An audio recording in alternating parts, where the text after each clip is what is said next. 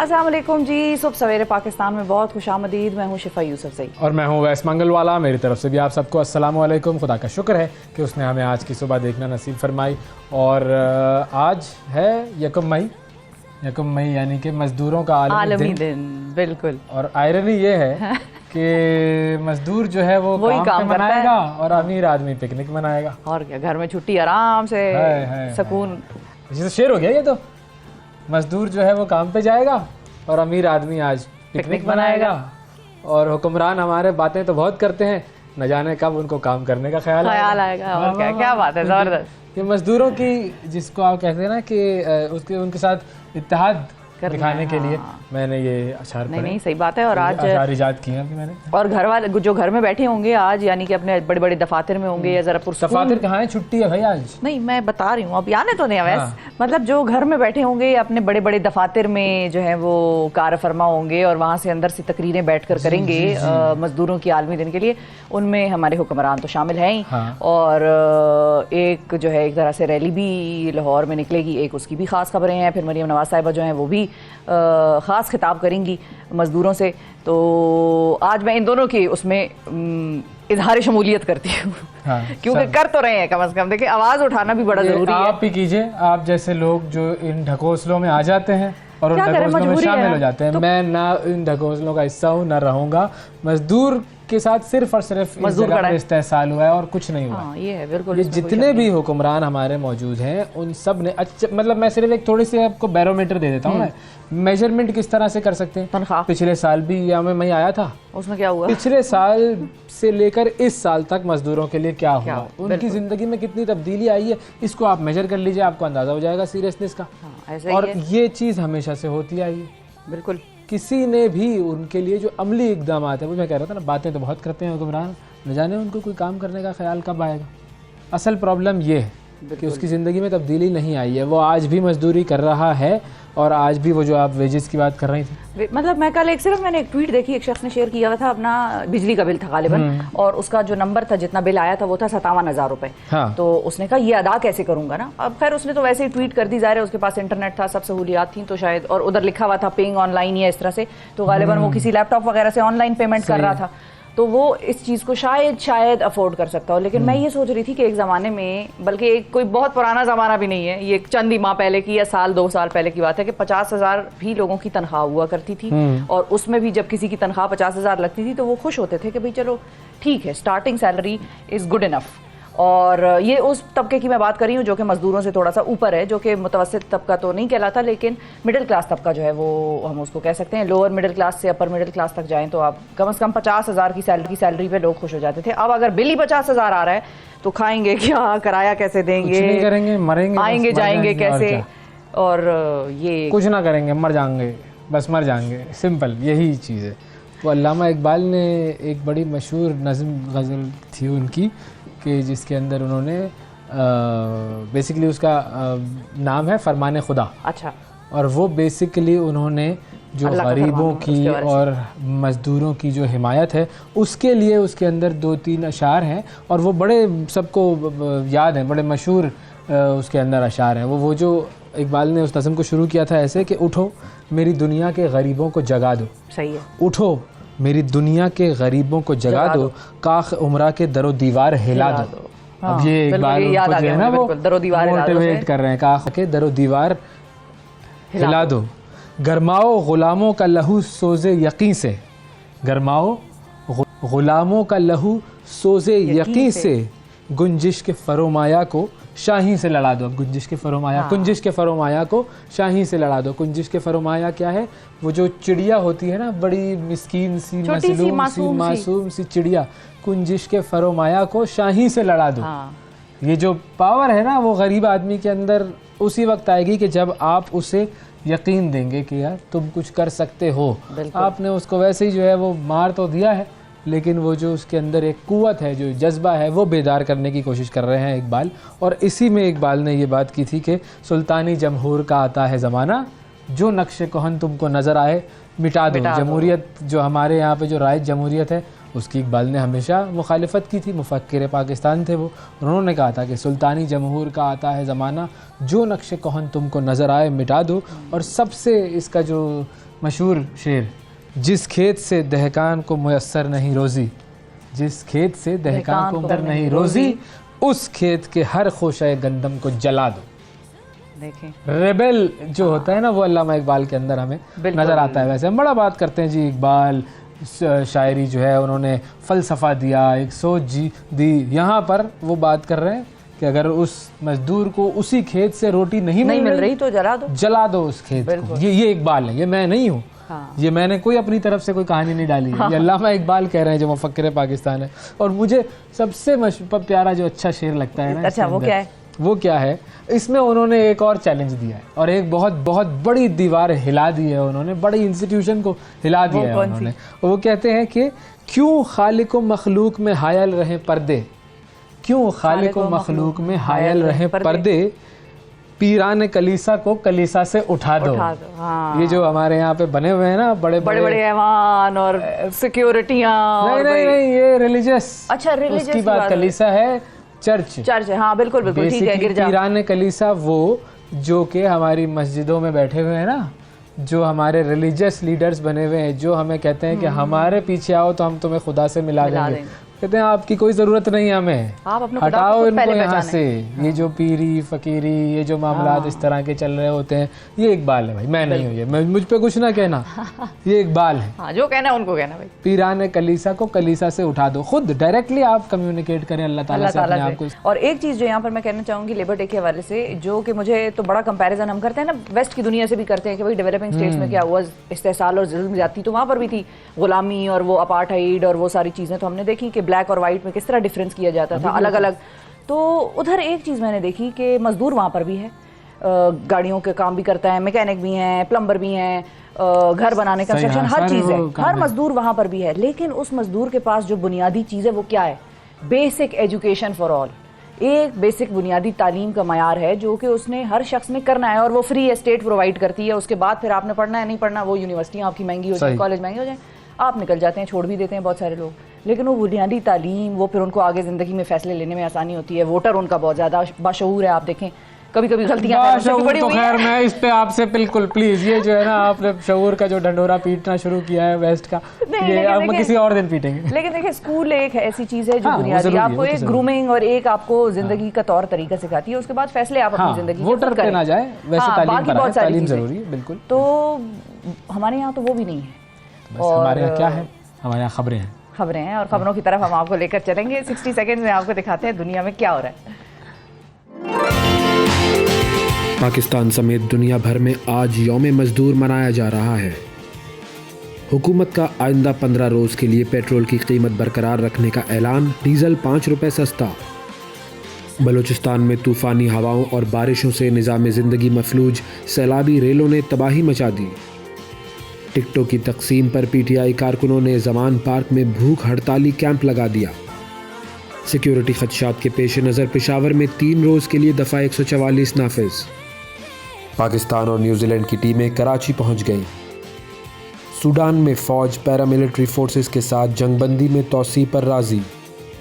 इंतखाबी मुहिम के दौरान भारतीय वज़ीर आज़म मोदी को मोबाइल फ़ोन मारने की कोशिश। और सऊदी अरब ने सयाहत के फ़रोग़ के लिए 2023 तक होटलों के कमरों की तादाद दुबई से दुगनी करने का मंसूबा तैयार कर लिया।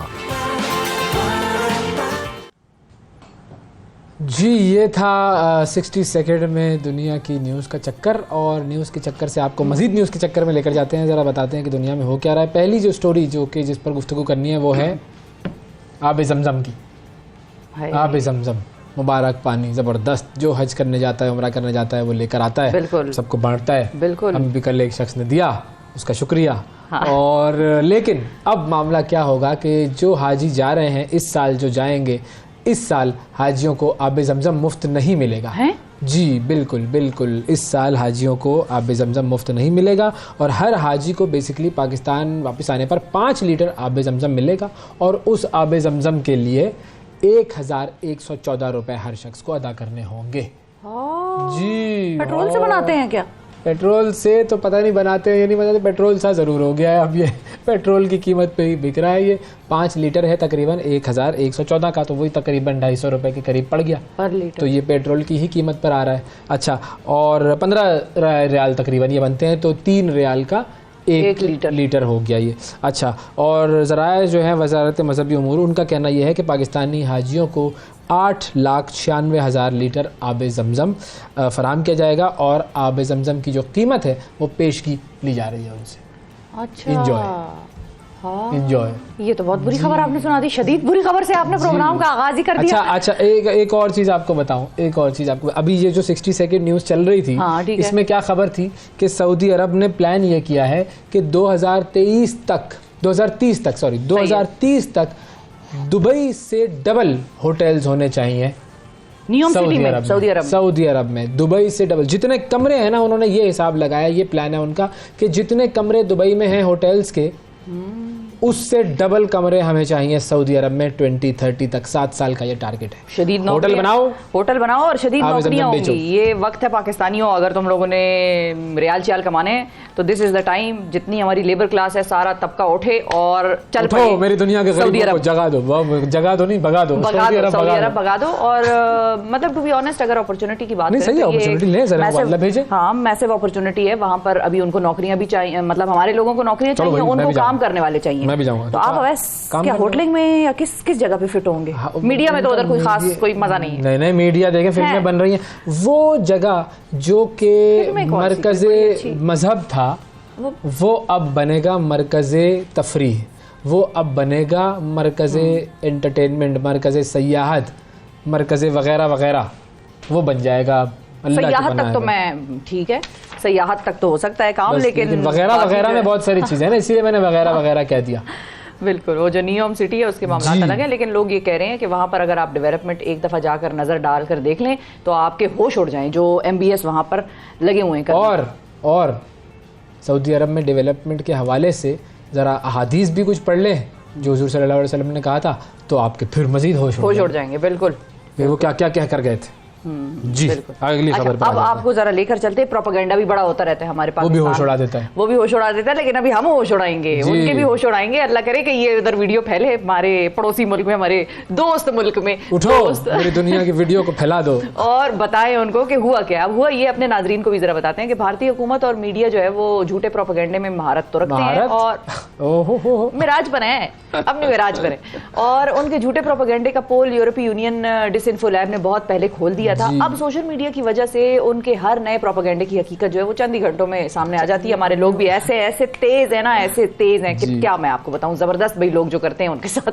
लेकिन गुज़िश्ता दिनों एक कब्र पर लोहे की जाली वाली एक तस्वीर थी जो भारतीय मीडिया में बड़ी वायरल हो गई। वो दिखाई गई थी ANI जो उनका है, न्यूज का जो आउटलेट है, उस पर वो गालिबन ANI के बारे में ये डिसइंफो लैब में पहले भी आ चुका है कि ये सिर्फ और सिर्फ झूठा प्रोपेगेंडा फैलाते हैं। अच्छा, अब ANI में ये तस्वीर छपी, वहां से बेसिकली ये आगे दुनिया में फैली। इस तस्वीर के साथ प्रोपेगेंडा ये किया गया कि पाकिस्तान में लोग कब्रों पर भी ताले लगा रहे हैं और इतना हाल जो है हमारा ख़राब है, ताकि मरने के बाद उनकी जो बच्चियां हैं वो रेप वगैरह के जो नासूर है उससे महफूज रह सकें, जो बेसिकली जो डेड बॉडी होती है। अच्छा, अब इस पर सोशल मीडिया में पाकिस्तान के खिलाफ बड़ा शोर मचा और पाकिस्तानियों ने भी शोर मचाया। बहुत सारे पाकिस्तानी माशाल्लाह हमारे ऐसे थे कि जिन्होंने इस खबर को फैलाया। पाकिस्तान के जो सोशल मीडिया के न्यूज़ आउटलेट्स थे उन्होंने इस खबर को फैलाया और उन्होंने ये सोचने समझने की जहमत भी गवारा नहीं की कि ज़रा इसको वेरीफाई तो कर लो कि ये क्या हो रहा है। क्यों? क्योंकि आपके अपने दिल में चोर है। आप खुद पाकिस्तान के खिलाफ कोई खबर होती है ना, आप शामिल हो जाते हैं उस प्रोपेगेंडे में। बिल्कुल, हैदराबाद दक्कन सिटी, बस बात खत्म हो गई।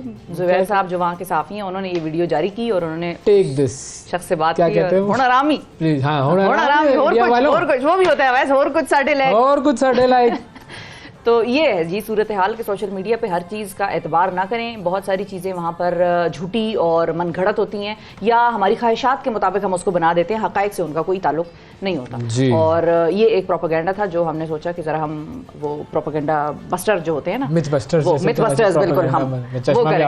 मैंने चश्मा वो बड़ा सीधा भी कर लिया मैंने, वो ऐसे करके ना करते हैं तो वो वाला काम हमने आज किया है। सही है जी, अगली खबर की तरफ जाते हैं और आपको लेकर चलते हैं। पुलिस के हवाले से कुछ बात बताते हैं। पुलिस ज़ाहिर अपनी सख्तगिरी की वजह से बदनाम तो है, लेकिन पुलिस ने सोशल मीडिया पर अपने अच्छे कामों की भी तशहीर शुरू की हुई है ताकि आवाम में उसका तासुर बेहतर बनाया जा सके। ऐसी एक वीडियो है सोशल मीडिया पर जिसकी बहुत ज़्यादा तारीफ़ कर रहे हैं सारिफीन। खैबर पख्तूनख्वा पुलिस ने ये ट्विटर पर अपलोड की है और उसमें एक पुलिस एहलकार मस्जिद में अदायगी नमाज के लिए आने वाले हर शख्स को इतर लगा रहा है। ये वीडियो देखें, बड़ा खूबसूरत ये है जी। बिल्कुल बिल्कुल मस्जिद में आने वालों की जो अक्सरियत जो है वो लोगों की, वो जो है वो बच्चों की है। अच्छा, इसमें तो छोटे बच्चे, बिल्कुल मैं वही कहने लगी थी कि छोटे बच्चे और वो हाथ आगे कर रहे हैं उसको। हाँ, क्यूट। ये देखें क्या बात है भाई, जबरदस्त। जी जी जी जी, ये अक्सरियत जो है वो बच्चों की है और वो पुलिस एहलकार से हाथ मिलाते हैं, इतर लगवाते हैं और मस्जिद में दाखिल हो रहे हैं।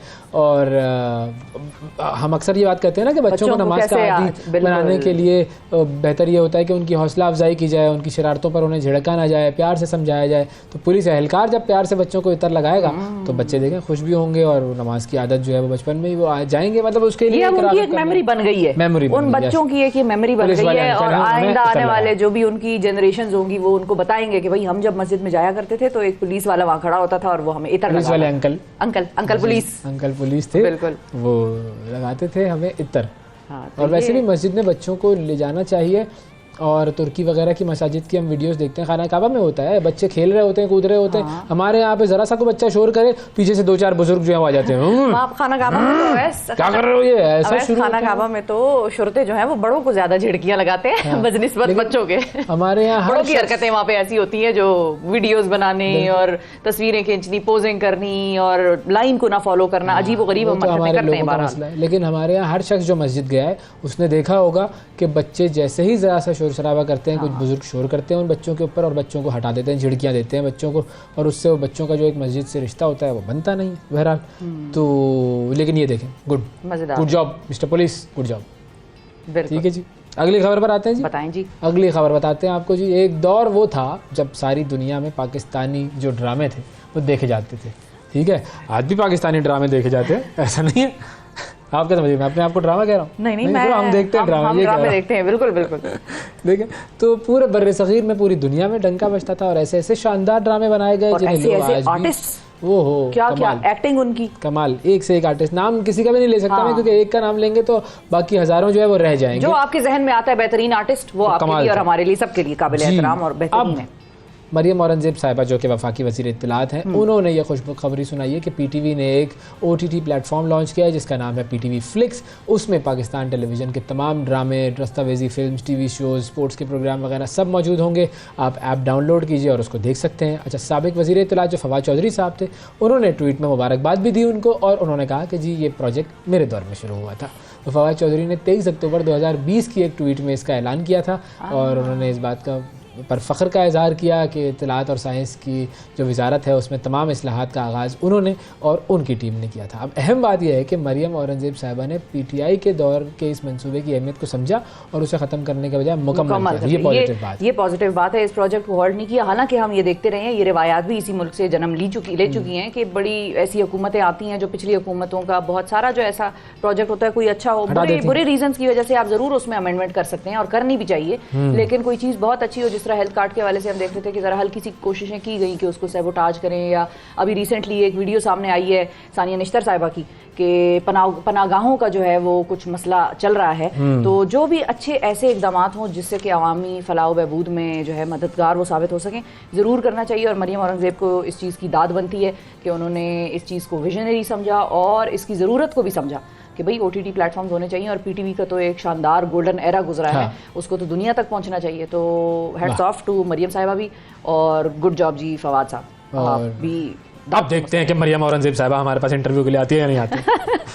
ऐसे थोड़ी भाई, कोशिशें करते रहो, कोशिशें नहीं आती मैं इंटरव्यू पर। और क्या, मरियम साहिबा तारीफें ही कर दो भाई। लेकिन नहीं, ये मैंने दिल से आपके दिल से की है। वैसे हम आपके साथ छेड़छाड़ भी तो अब चलती है ना मरियम साहिबा, ऐसा तो नहीं है। अब देखें, बस माइंड ना कीजिएगा, आप दिल पे ना ले लीजिएगा, पता चले अगले 5 साल के लिए ये बात दिल पे लेके बैठ गई आप। माइंड अगर कोई करे तो उसके लिए फार्मूला है, उसको आप मशवरा दें, 2 रोटियां ज्यादा, 2 रोटियां बस। तो ये जी, चलिए जी, अगली खबर पर आते हैं जी। अच्छा, अभी मैं आपको पुलिस की बातें बता रहा था, आप अचानक मुझे उधर PTV पे ले गई। गलत अरेंजमेंट की गई है जिसने भी इस खबरों की अरेंजमेंट की है। मैं आपको बताता हूँ जर्मन पुलिस ने क्या किया। KP की पुलिस से हमें आना चाहिए था जर्मन पुलिस पर, क्योंकि जर्मन पुलिस जो है सोशल मीडिया पर उसकी भी एक वीडियो जो है वो वायरल है और उसमें आप देखें कि वहाँ पर पुलिस बड़ी तनकीद की जद में आई है और उस वीडियो में दिखाया जा रहा है कि जर्मनी का शहर है बर्माहेवन और वहाँ पर ये जो लोग हैं तारकीन वतन है, मुसलमान जो तारकीन रेफ्यूजीज हैं, वहाँ पर आए, रेफ्यूजीज वहाँ पर जो आए हैं, वहाँ उनके घर पुलिस ज़बरदस्ती घुसी है, उनके छोटे से बच्चे को अपने साथ ले जाने की कोशिश कर रही है और घर वाले पुलिस को बता रहे हैं कि बच्चे के सेहत के मसाइल हैं, लेकिन पुलिस ने उनकी एक ना सुनी है और ज़बरदस्ती बच्चे को वालिदैन से छीन कर अपने साथ ले गई है। अब सोशल मीडिया के मुताबिक स्कूल वालों ने शिकायत की थी कि बच्चे को उसके वालिदैन ये सिखा रहे हैं कि ये जो LGBT वाली जो खराफात है ना, हम जिन्स परस्ती और ये सब जो आजकल फैला हुआ है, तो बच्चे को उसके वालिदैन ने सिखाया था कि इस्लाम में इन चीज़ों की इजाज़त नहीं है। और जर्मन पुलिस का दावा यह है कि बच्चे को अदालती हुक्म के मुताबिक वालिदैन से अलग किया जा रहा है। अब आप ये देख लें कि ये कवानीन बना रहे हैं ये लोग कि अगर आप अपने घर में बच्चों को अपने तरबियत भी करें, नहीं जो हम कहेंगे वो तुम पढ़ाओगे अपने बच्चों को। और फिर लोग कहते हैं कि इस्लामी हुकूमत नहीं होनी चाहिए, एक ऐसी हुकूमत होनी चाहिए जहां अपना खित्ता हो जिसके ऊपर आप अपने रूल्स तो इम्प्लीमेंट कर सकें। ये तो सारी दुनिया रूल्स इम्प्लीमेंट कर देगी अपने। इंटरेस्टिंग चीज़ ये है कि वो कहते हैं ना कि अच्छा मुझे इधर फ्रीडम का भी बड़ा मसला अजीब सा समझ में आया। फ्रीडम सिर्फ अपनी मर्जी का फ्रीडम है। मतलब देखिए हर जगह पर इस्लामिक स्कूल्स तो होते ही हैं, इन मुल्कों में भी इस्लामिक स्कूल्स होते हैं और मुझे नहीं पता ये बच्चा क्या इस्लामिक स्कूल में था या वहाँ के रेगुलर एक कन्वेंशनल किसी तालीमी इदारे में पढ़ता था। रेगुलर में होगा ना, जब भी तो स्कूल वालों को एतराज़ है। घर वालों ने सिखाया कि LGBT सही नहीं है, स्कूल वालों ने कहा ओ हो ऐसा सिखा रहे हो, चलो भाई पुलिस वालों को बता दो, तो स्कूल वाले जो हैं वो उस चीज़ के हामी होंगे, लॉजिकल। हालांकि इस चीज़ पर बड़े मसाइल जो हैं वो चल रहे हैं, स्कॉटलैंड के हवाले से भी कवानीन जो हैं वो वहाँ पर भी बन रहे हैं कि इस चीज़ को एक तरह से इसकी रोकथाम की जाए और वहाँ पर भी सोसाइटी में और जो लेजिस्लेटर्स हैं उसमें इस चीज़ की कोई बहुत ज़्यादा एक्सेप्टेबिलिटी नहीं है। युगांडा वगैरह में भी बड़े उनके खिलाफ सख्त कवानीन है, इस्लामी ममालिक में है। मसला ये है कि जब कानून बनाकर किसी चीज़ को इम्प्लीमेंट किया जाता है ना, और इस तरह की चीज़ जिसके हवाले से लोगों को अभी बहुत सारे एतराज़ात हैं, तो इससे उनको आप अंदाजा लगा लें कि तो दुनिया बाकायदा तौर पे डिवाइडेड है ना, एक तरफ हाँ है और एक तरफ ना है जी, इस पे तो बाकायदा तौर पे डिवाइडेड है। तो इस तरह के तो कवानीन बड़े अजीब से ही हैं और हमें अपनी एक इस्लामी मुमलिकत दुनिया में उसकी ज़रूरत अब महसूस हो रही है। लोग जो कहते थे ना कि ये इस्लाम का मज़हब का जो है वो सियासत से और मुल्क से क्या ताल्लुक है, इस्लाम के नाम पे आपने मुल्क बना लिया, ये तो मजाक है सबसे बड़ा दुनिया के साथ। ये समझ में आना चाहिए उनको कि जहाँ पर आप अपने मज़हब के हिसाब से कवानीन लागू करें और उसके हिसाब से ज़िंदगी गुजारें। खैर अब चलो आगे बढ़ते हैं। अब क्या हो सकता है, इनका तो कुछ भी नहीं हो सकता, लेकिन ये है कि हम बात ज़रूर इस पर कर सकते हैं। आपको एक और बड़ी इंटरेस्टिंग वीडियो दिखाते हैं। हमने बचपन में बड़ी कहानियाँ और स्कूल में, अब स्कूल से मुझे वो याद आ गई बेसिकली, तो इसलिए मुझे लगा कि वो वीडियो दिखाने का वक्त आ गया। क्विकली आपको दिखाते हैं। स्कूल में हमने पढ़ी थी थर्स्टी क्रो, और वो कंकर डाल के ना उस प्याले में पानी को ऊपर लेके, सुराही में पानी को ऊपर लेके आता है और फिर वो उससे पीता है। ये ज़रा आप वीडियो देखें, एग्जैक्टली वही चीज़ आपको इस वीडियो में नज़र आएगी। कौवा जो है वो प्यासा है, बोतल में ये पत्थर डाल रहा है और एक पत्थर जो है साइज से ज़रा बड़ा होता है तो वो बोतल के मुंह में फंस जाता है। अब वो उसको बड़ा दाएं बाएं टेढ़ा बेड़ा करके डालने की कोशिश करता है, लेकिन वो डलता नहीं है उससे। फिर आखिर वो उठा के उस पत्थर को फेंकता है, जाके छोटे छोटे पत्थर मजीद चुनता है और वो उसमें डालता है। और अभी आप देखिएगा, बड़ा आपको मज़ा आएगा वैसे ये वीडियो देख के। मैं तो बस सोचती रह गई कि भाई सोचने की क्या बात है। आप स्कूल गए, वो नहीं गया स्कूल? नहीं, वो तो स्कूल नहीं गया ना, हमने उसके बारे में पढ़ा था, लेकिन वो उसको क्या पता कि हमने कौवा स्कूल तो जाता होगा। अब ऐसे उसको क्या पता कि हमने उसके बारे में पढ़ा था जो वो हमें इसका अमली डेमोन्स्ट्रेशन दे रहा है कि थर्स्टी क्रो क्या होती है। देखें, वो स्कूल बगैर फीस दिए जाता था, क्लास की जो खिड़की है उस पर बैठता था, वहाँ पर उसने ये चीजें सीखी हैं। ये इंटेलिजेंट का, आर्टिफिशियल इंटेलिजेंट वाला कौवा है। बिल्कुल बिल्कुल। अच्छा, आप इस वीडियो के साथ साथ देखते जाएंगे तो आपको पता चलता जाएगा कि पानी का लेवल जो है वो ऊपर आता जा रहा है और वो मजीद इधर उधर पत्थर ढूंढता है और वो पत्थर है मेरा ख्याल है जो फंस गया था उसका। अब इसने ये फेंक दिया, वेरी गुड, और ये पिया है पानी इसने। ये देखिए, वाह वाह वाह कव्वे, वाह, अल्लाह ताला की शान है भाई, माशाल्लाह, क्या बात है, गुड। सुबह सवेरे पाकिस्तान, सुबह सवेरे पाकिस्तान, सुबह सवेरे पाकिस्तान।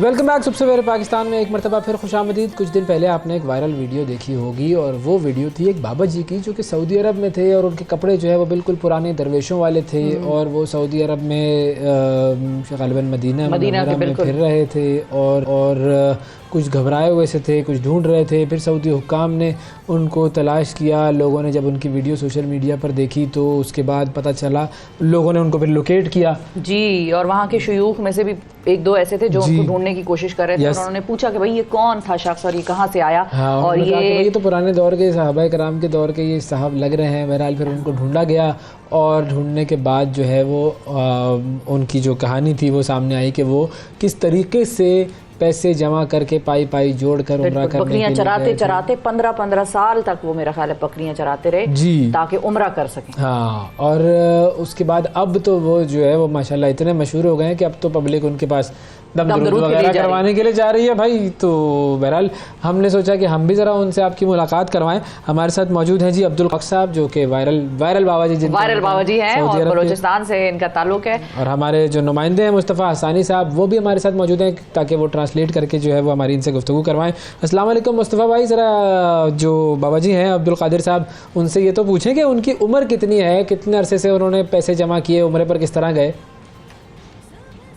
जी बिल्कुल, हम पूछने की कोशिश करेंगे। आज ही रहीम मरी हमारे साथ है जो ट्रांसलेट करके हमें बताएंगे। उनसे पूछते हैं हम जो आपने सवाल किया उनके बारे में पूछते हैं। अच्छा। हाजी साहब हमें बताइए कि एक तो बुज़ुर्ग के उम्र के बारे में बताइए, दूसरा उनसे पूछिए कि कितने पैसे उन्होंने जमा किए थे जब वो उम्रा के लिए जा रहे थे, ये पूछिएगा उनसे। चाचा उम्र लिहाजा उम्र तेज करें उम्र में 4 से नहीं ज़रा नहीं बोलेंगे तो ज़र चिकर या नुकसान ज़र मादुल्ला क्या कितने किए? 2 लाख। चाचा कहता है कि हमने तकरीबन मेहनत करके 15 सालों में जो है 2 लाख रुपया इकट्ठे किया। वो इकट्ठा करके मुझे दिए पासपोर्ट के साथ, फिर मैंने दिए आगे ट्रेवल एजेंसी गुलाम रसूल मरी को। अच्छा, सालों में 2 लाख रुपए। बिल्कुल, आप अंदाजा लगाएं इनकम का कि कितनी होगी बाबा जी की और कितनी मेहनत इसमें लगी होगी और वो लगन भी क्या होगी उधर जाने की। इनका तो मेरा ख्याल है जाने से पहले ही उम्र जो है अल्लाह ताला ने कबूल कर लिया होगा। बिल्कुल। अच्छा, ये पूछे इनसे कि जब बाबा जी वहाँ गुम हो गए थे तो क्या क्या मुश्किलात आई थी इनकी, वो वाली जरा कहानी भी सुनाइएगा कि ये गुम हो गए थे, क्या हुआ फिर उसके बाद। जी पूछने की कोशिश करते हैं उनसे। चाचा से ये भी पूछिएगा कि वो जो है गुम हुए तो वहाँ पर जो है क्या उनको ये महसूस हुआ, किस तरह से उनके साथ क्या क्या वाक़यात पेश आए वहाँ पर। चाचा बोलें कि तई सामान के गार भी था तो परेशान भी थे, चे दुआ लौट से चे तई दिला माँ गस्ता बस मैं सामान के गार भी से दिमाग कर परेशान हुई सी वहाँ जी। हवे परेशान भी के कम में आफस होने से और बाकी हवे परेशानी चीन को समासा अल्लाह पाक जा चलनी दुकान बाज जमा पहुँच मुझे गिरा रमा बोल रमा बची और थफा फकना सी मदीना रवा परेशानी पर भी से चीना हवे परेशानी भी से कि अश पे रमा पजिया मैं दुकान सोने से दुकानिया में सो भी से ना बाजार सो भी से ना मैं पूछे कि बयान कुछ है बहुत मना परेशानी पर भी से चीना मना खुशी। क्या कह रहे हैं? चाचा कह रहा है कि जैसे मेरा सामान मैंने कहीं रखा, रश था, चाचा को पता नहीं चला कि मेरा सामान कहाँ है। इसको सामान जब नहीं मिला कपड़े तो ये एहराम में रहा, इसको पता नहीं है कि मैं कपड़े कहाँ ख़रीदूँ, दुकान का भी पता नहीं था, फिर वज़ू खाने का भी पता नहीं था। चाचा ने ये जो वक्त गुजारा है 24 घंटे, ये भी एक बोतल ख़रीद के वज़ू किया है। अच्छा। वो बाथरूम का भी पता नहीं चला। कुछ परेशानियां हुई लेकिन अल्लाह पर यकीन था कि अल्लाह मामला चलाएगा, जहाज़ को चलाएगा। फिर अल्लाह ने परेशानियां दूर की, कोई मरी आया है उसने संभाला है। जी आपने सुना कि जिस तरह से हाजी रहीम हमें ट्रांसलेट करके बता रहे हैं, वो कह रहे हैं कि बहुत सी मुश्किलात उनको पेश आई हैं और जितने पैसे उन्होंने जमा किए वो हाजी रहीम साहब ने हमें बता दिए हैं। और जिस तरह से उन्होंने कहा कि वज़ू के लिए, पानी के लिए उनको एक। अच्छा, थोड़ा सा आगे बढ़ते हैं इधर से। हाँ जी आगे बढ़ते हैं। हमने बिल्कुल सुन लिया कि हाजी साहब ने क्या बताया और बड़ी इंटरेस्टिंग एक स्टोरी है कि वो गुम गए और वहाँ पर ज़ाहिर इनको इतना भी नहीं पता चला कि किस तरफ जाना है और फिर कोई इनको मिला। वहाँ दुआओं में वैसे बाबा जी से ज़रा पूछिएगा कि क्या मांगा। असल बात पर आए ना, जब वहाँ जाते हैं तो दुआएं होती हैं भाई। जी पूछने की कोशिश करते हैं उनसे। चाचा से पूछे कि वहाँ उन्होंने दुआओं में क्या मांगा है। एक तो वो गुम हो गए थे, क्या वो दोबारा से कुछ लोगों के लिए दुआएं की कि कोई मुझे मिल जाए? चाचा तक मड्डी गार्क से कुछ परेशान भी इसका कुछ चे दुआ लोट से कुछ गए मुल्का पा या वतन आपा कौम आपा चे दुआ लोट से न मुल्का दुआ लोट से न वतन दुआ लोट से अल्लाह पाक मना मदीना नसीब का मना तवाफा नसीब का मैं ये ख्वाहिश पूरा का वो मुल्का वैसा दुआ लोट से वाला रवा का सरसरी उसी दुआ लोट से मना पाक रसूल जरता पर कहते हैं जब परेशानी आई तो हमने दुआ किया कि हमें मदीना में पहुंचाओ, रोज़ा रसूल पे हाज़िरी लगे। इस दौरान परेशानी में मैंने ना कौम के लिए दुआ मांगी ना ही मुल्क के लिए दुआ मांगा। जहां वहां पहुंचा रोज़ा रसूल पे, फिर हमने दुआएं की अपने मुल्क के लिए, अपने कौम के लिए, अपने हुक्मरानों के लिए, फिर दुआएं की अपने नवाब सरदारों के लिए भी दुआएं की। अल्लाह सबको हिदायत दे। जी आपने सुना जिस तरह से हाजी रहीम मरीज सही बात है, ये सही दुआ है। सबसे दुआ यही है कि भाई अल्लाह उनको हिदायत दे। अच्छा ये बताएं, कोई अपील करना चाहते हैं, कोई मदद वगैरह चाहते हैं किसी से कोई? जी पूछता हूँ मैं उनसे। चाचा से पूछे कोई अपील करना चाहते हैं, कोई मदद किसी से चाहते हैं या क्या इनकी दिली कोई ख्वाहिश वगैरह है? चाचा कुछ गए कि तक से कोई मदद लौटे, कोई अपीलें कने या ख्वाहिशें हस्ते ना कसर छी बस माँ हवे अपील करना कि माँ अल्लाह पाक का नसीब का माँ हो जा हजा और मैं हवे ख्वाहिश है गुडी मना हिस्से ज़रूरत ना पर मस्जिद मदरसा ज़रूरत से बड़ा सा और के अल्लाह पाक सी गैबी तरफा मदद का और मस्जिद के ख्वाहिश से मना ख्वाहिश ना। चाचा कहता है कि मैं कोई मदद का ज़रूरत नहीं है, कोई ख्वाहिश नहीं है। ख्वाहिश एक ही है कि हुज्जाज में जाकर दोबारा मैं काबे का जो है तवाफ़ नसीब हो और हज नसीब हो, रोज़ा रसूल पे हाज़िरी हो। दूसरा जो है मस्जिद का ख्वाहिश रखता है कि कोई बिल्कुल इंशाल्लाह। हाँ मस्जिद का इधर जो रहता है इधर मस्जिद नहीं है। इनके पास बकरियां वगैरह कितनी हैं? बकरियां हैं, अभी कहाँ रहते हैं, घर का भी थोड़ा सा बताएं ज़रा, ये थोड़ी डिटेल बताएं। जी चाचा से ये पूछे कि चाचा के पास कितनी यहाँ पर बकरियां हैं और ये किन की ज़मीनों पर यहाँ पर रहते हैं, अपनी जगह है या किन की ज़मीनों पर? अब चाचा तरह बोले तब सी डिगारे अस्त्रेंड दे दांचो निश्तिया मतलब बुझ चिकरा बुझ में 8 कणो हस्त। हाँ कितने हस्त बुझा चाचा कह रहा है कि बच्चा पजी हस्त तमाम मिलकत जो है 8 बकरियां हैं अभी और अपना ज़मीन नहीं है। अच्छा। ये ज़मीन अल्लाह का है, मेरे पास रहता है। अच्छा मेरे गाँव है ये जगह ज़मीन बाबा नहीं लगे। अच्छा ये आपकी ज़मीनों पे? जी अच्छो मनुष्य अर्जी तर ऐसे फीसबिल्लाह ऐसे बैठा हुआ रहता है, अपना मजदूर वगैरह करते हैं, रहते हैं, कारोबार काम मजदूरी। एक बच्चा है इनका अंडे बेचता है, एक कोई लकड़ियाँ काटता है। ठीक है ना जी। ये जो है आज ही मजदूरी करते मरीज साहब है, हैं और ये इनको शहर नहीं जाने देते। क्या मसला है कोई? हम तो इनको बड़ा बुला रहे थे, लोग भी बहुत इनको बुला रहे हैं, लेकिन ये शहर लोगों से मिलने नहीं जाते, ऐसा क्यों है?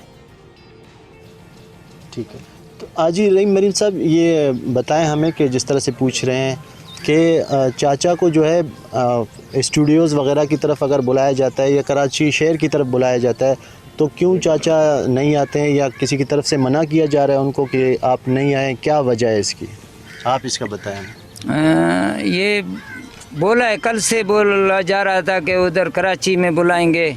चाचा कहता है कि मेरे दूर दूर से मेहमान आते हैं, एक तो मैं ज़ईफ़ुल उम्र हूँ और मैं कराची नहीं जा सकता हूँ, फिर कोई मुसलमान भाई दूर से ख्वाहिश रखता है मुलाकात के लिए, मैं इनको छोड़कर कराची जाऊँ तो मुनासिब नहीं है मेरे लिए। यही है कि मेरा भाई ख्वाहिश रखकर मेहमान दूर दूर से आते हैं, मैं उनसे मिलूं, उनसे जो है मुलाकात करूं, मेरे लिए ये इज़्ज़त बाइस है। ठीक है जी। इनका ये कहना अहम बात है, सही बात है। बिल्कुल, मेहमान तो ज़ाहिर अहमद होती है और आपसे मिलने के लिए आएंगे लोग, दुआएं लेने के लिए आएंगे। बहुत शुक्रिया अदा करेंगे जी। मुस्तफ़ा हसानी साहब हमारे साथ मौजूद थे और अब्दुल कादिर बख्श साहब, जो भी मुबारकबाद के वायरल बाबा जी हमारे लिए भी दुआ करें। और इसी तरीके से अल्लाह ताला ने जिस तरह आपको उम्रा कराया है, आपको हज भी इंशाल्लाह अल्लाह ताला जो है वो करवाएगा। और जावेद अफरीदी साहब ने भी ऐलान किया है। जावेद अफरीदी साहब की भी इस चीज़ की विलिंगनेस है। उन्होंने हमें ज़ाती तौर पर ये बताया कि अगर बाबा जी को ज़रूरत हो, माली मदद की ज़रूरत हो, हज करने के लिए ख्वाहिश रखते हैं, तो मैं उनके हज के अखराजात भी पूरी तरह से उठाने की जो है वो इस्तिताअत भी रखता हूँ। और मेरी तरफ से पेशकश भी है कि हम ही उनका सारा वीज़ा वगैरह भी प्रोसेस कराएंगे और उनको हज पर भेजने का बाकायदा इंतजाम करेंगे। ज़बरदस्त जी, ग्रेट। अगले मेहमान की तरफ बढ़ते हैं जी। और ये वो खातून है कि जिनकी बेशतर उम्र कंक्रीट और सीमेंट की इमारतों की नक्शागरी में गुजरी है और उन्होंने बड़ी बड़ी इमारतों के डिज़ाइन तैयार किए। रिवायती आर्किटेक्ट की तरह उनकी ज़िंदगी जो है वो इसी तरह तामीर के गिर्द घूमती रही। लेकिन फिर कश्मीर में 2005 का ज़लज़ला आया और उससे उनकी जो तर्ज फ़िक्र थी वो तब्दील हो गई। इस सहने के बाद उन्होंने जदीद तर्ज तामीर से कदीम रिवायत की तरफ वो गईं और अपनी तख्लीकी सलाहियतें माहौल दोस्त और कम कीमत मकानों की तामीर पर मरकूज़ कर दी। सोच में इस तब्दीली का एक सिला उन्हें किंग्स रॉयल गोल्ड मेडल की सूरत में मिला। तामीर के शोबे का दुनिया का सबसे बड़ा एजाज़ है ये, और उसकी मंजूरी बरतानवी बादशाह या मलिका जो है वो खुद देते हैं। और ये सिर्फ उन्हीं शख्सियात को मिलता है जिन्होंने फ़न तामीर को नया रुख अता किया हो। हमारे साथ मौजूद हैं यास्मीन लारी साहिबा। अस्सलाम वालेकुम यास्मीन। वालेकुम अस्सलाम, क्या हाल है आप लोगों का? बिल्कुल ठीक, थैंक यू जी, बहुत शुक्रिया आपने हमारे प्रोग्राम के लिए वक्त निकाला। कॉन्ग्रेचुलेशंस, आपको हमारी आवाज़ क्लियर आ रही है? वेलकम जी, मुझे आ रही है बिल्कुल जी। हाँ, तो ज़रा हमें थोड़ा सा बताइएगा कि किस तरीके से आपका जो ये जहन था। नहीं, हमें आ रही है, थोड़ा सा डिले होगा, थोड़ा सा गैप आएगा। जो कश्मीर में जो ज़लज़ला आया था उसने क्या तब्दीली आपकी सोच में पैदा की और कैसे आप रिवायती जो फ़न तामीर था उससे आप जो एक तरीके से कदीम फ़न तामीर और अनकन्वेंशनल की तरफ चले गए आप? देखिए, बात ये कि हमारे मुल्क में इतनी ज़्यादा नाइंसाफ़ियाँ हैं लोगों के साथ, और जिस तरह से लोग रहते हैं उससे कोई भी अगर करीब से देखेगा तो मुतासिर होगा। और मुझे मौका मिला, खुदा की तरफ से ये चीज़ हुई कि मैं जा सकी जब कि ज़लज़ला आया, और बहुत से लोग गए थे। आपको याद होगा उस ज़माने में पूरे पाकिस्तान से कौन कौन नहीं उठ के गया था, और पूरी दुनिया से लोग आए थे तब हमारी मदद करने के लिए। तो मैं भी उसी सिलसिले में चली गई कि मैं देखूँ मैं कर क्या सकती हूँ। और जब मैं वहाँ पहुँची हूँ तो of course I think it's an unforgettable experience for anybody. जो भी जिसने जाके वहाँ काम किया, वो हो ही नहीं सकता कि आप की सोच बिल्कुल बदल ना जाए जब आप वो हालात देखते हैं। और पहली दफ़ा मुझे पता चला, हालांकि मैंने पहले कुछ ना कुछ काम किया हुआ था, मैंने स्लम में भी काम किया था थोड़ा बहुत, मैंने सोशल हाउसिंग की थी बहुत अर्ली डेज़ में 1970s में, मैंने कुछ मिट्टी की चीज़ें भी बनाई हुई थी। लेकिन मैंने गुर्बत को पहली दफ़ा करीब से देखा। पहली दफ़ा मैंने देखा कि हमारी कौम में किस कदर लोग जो हैं कितनी नामहरूमियों का शिकार हैं, और किस तरह से ख़वातीन जो हैं वो किस हाल में रहती हैं। तो मैं समझती हूँ कि कोई भी अगर ऐसा देखता है तो वो मुतासिर हुए बगैर तो नहीं रह सकता। और फिर इत्तेफाक की बात हुई कि मैं हालांकि 2-3 महीने के लिए गई थी कि करके मैं चली आऊँगी, लेकिन फिर आपको पता है कि मुसलसल ही हालात बुरे ही होते गए। कितने सैलाब आए, कितने ज़लज़ले आए, और हर एक में मौका मिला कि मैं कुछ ना कुछ सीखूँ भी और कुछ करूँ भी। तो बस इस तरह से सिलसिला चलता रहा। क्या बात है जी, बहुत एक खूबसूरत कहानी है आपकी, और देख के बड़ा प्राइड महसूस होती है हमें। और अब जब जिस अवार्ड तक आप पहुंची हैं, तो ये सफ़र भी थोड़ा सा बताइएगा कि वहाँ से आगाज़ किया कि एक तो आर्किटेक्ट बनते हैं, सीखते हैं, बड़ी बड़ी ख्वाहिशें होती हैं भाई कि ऐसी बिल्डिंग्स तामीर करनी है, और फिर आ जाते हैं बिल्कुल ही अनकन्वेंशनल मेथड्स की तरफ और अनकन्वेंशनल डिज़ाइंस की तरफ, और फिर वहाँ से अब किंग की तरफ पहुँचना और उससे ये अवार्ड लेना। हाउ डज़ इट फील, और ये ज़रा सफ़र बताइएगा अपना। देखिए, बात यह कि जो मैं काम कर रही थी, मुझे तो कभी ख्याल ही नहीं था, किसी को भी अंदाज़ा नहीं हो सकता था कि RIBA जिसका royal institute of British architects जो है वो कंसिडर भी करेगा मेरे जैसे काम को।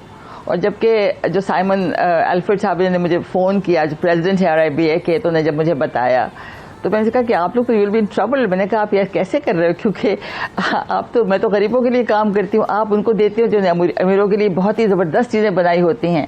क्योंकि अगर आप देखें जिनको अवार्ड मिले हैं वो बड़े बड़े आइकॉनिक फिगर्स हैं, वो हमारी प्रोफेशन के बड़े बुलंद बाला जायंट्स हैं, तो मुझे तो कभी ख्याल ही नहीं था।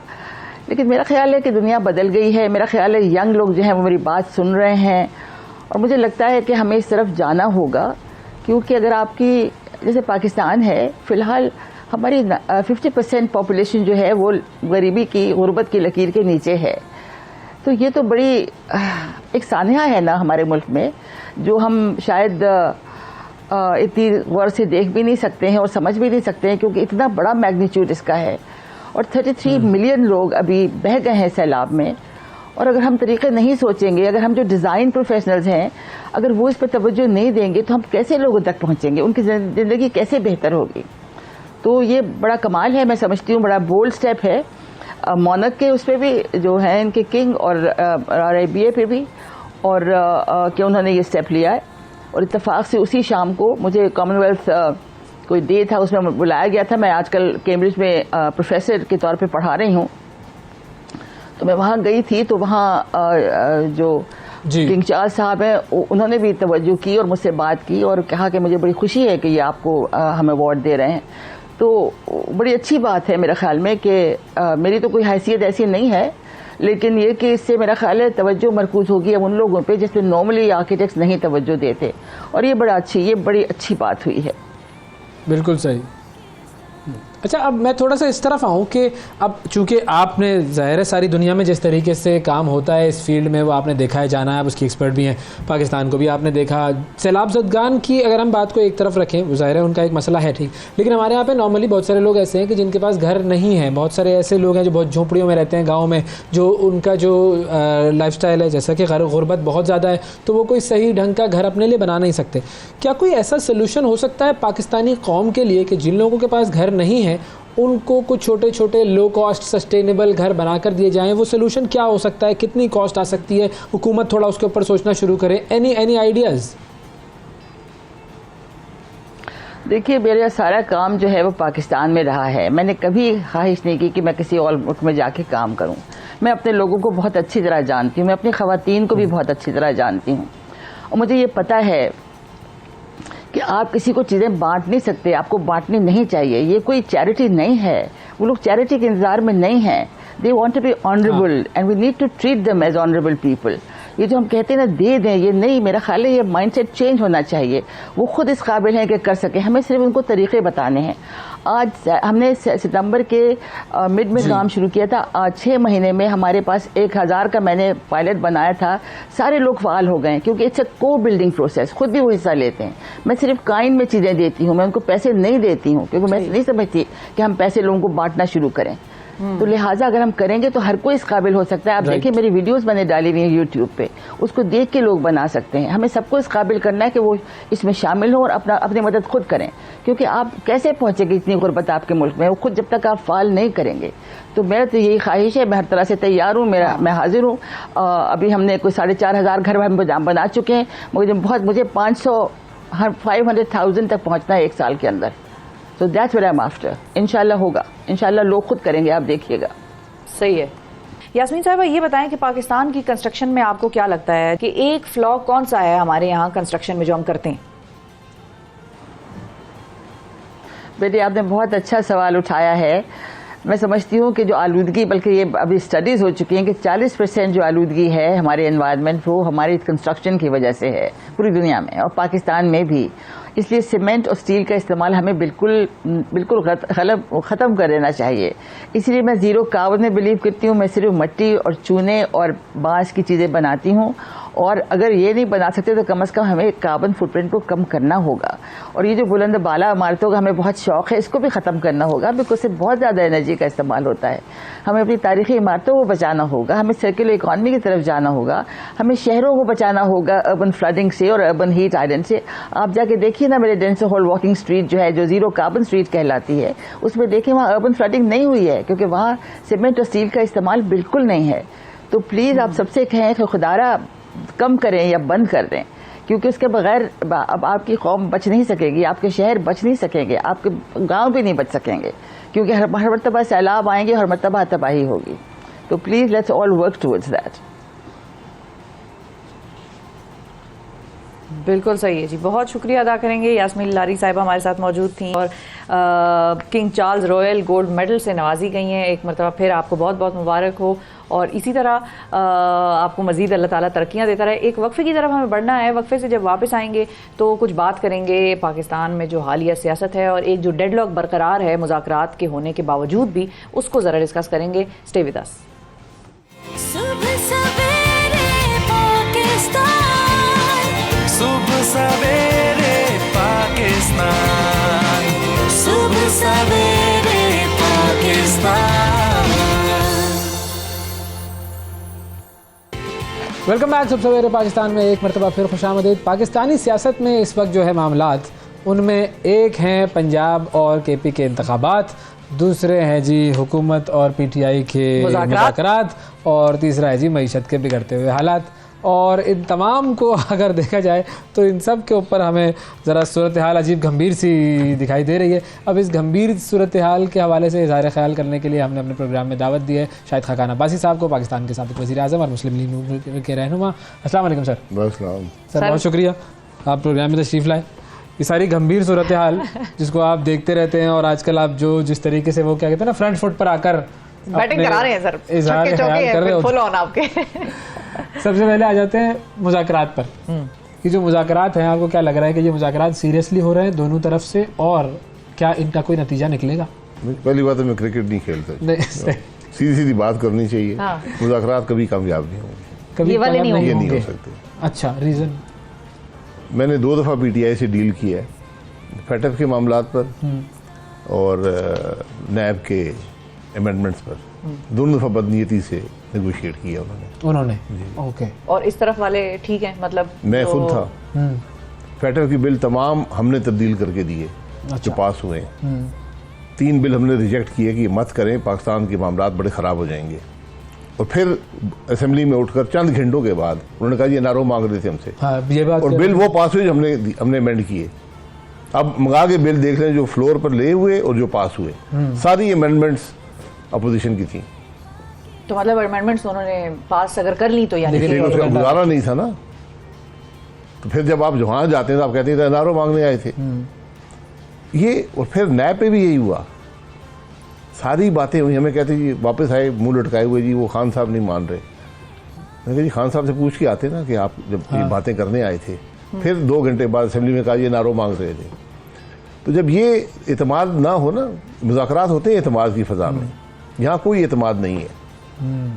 लेकिन अभी तो वो ऐसी सिचुएशन में है कि उनको तो एतमाद करना ही करना है। अभी तो हुकूमत पे ज़्यादा वो है सिचुएशन की बात जो पंजाब में हुआ फ्राइडे को परवेज़ इलाही वाला, और उसमें 2 बयान हैं वैसे जो मुस्लिम लीग नून के आ रहे हैं। एक तरफ डार साहब और राना साहब के हैं कि हमारा इससे कोई ताल्लुक नहीं था, वफाकी हुकूमत से इस हमले शमले का कोई ताल्लुक नहीं था।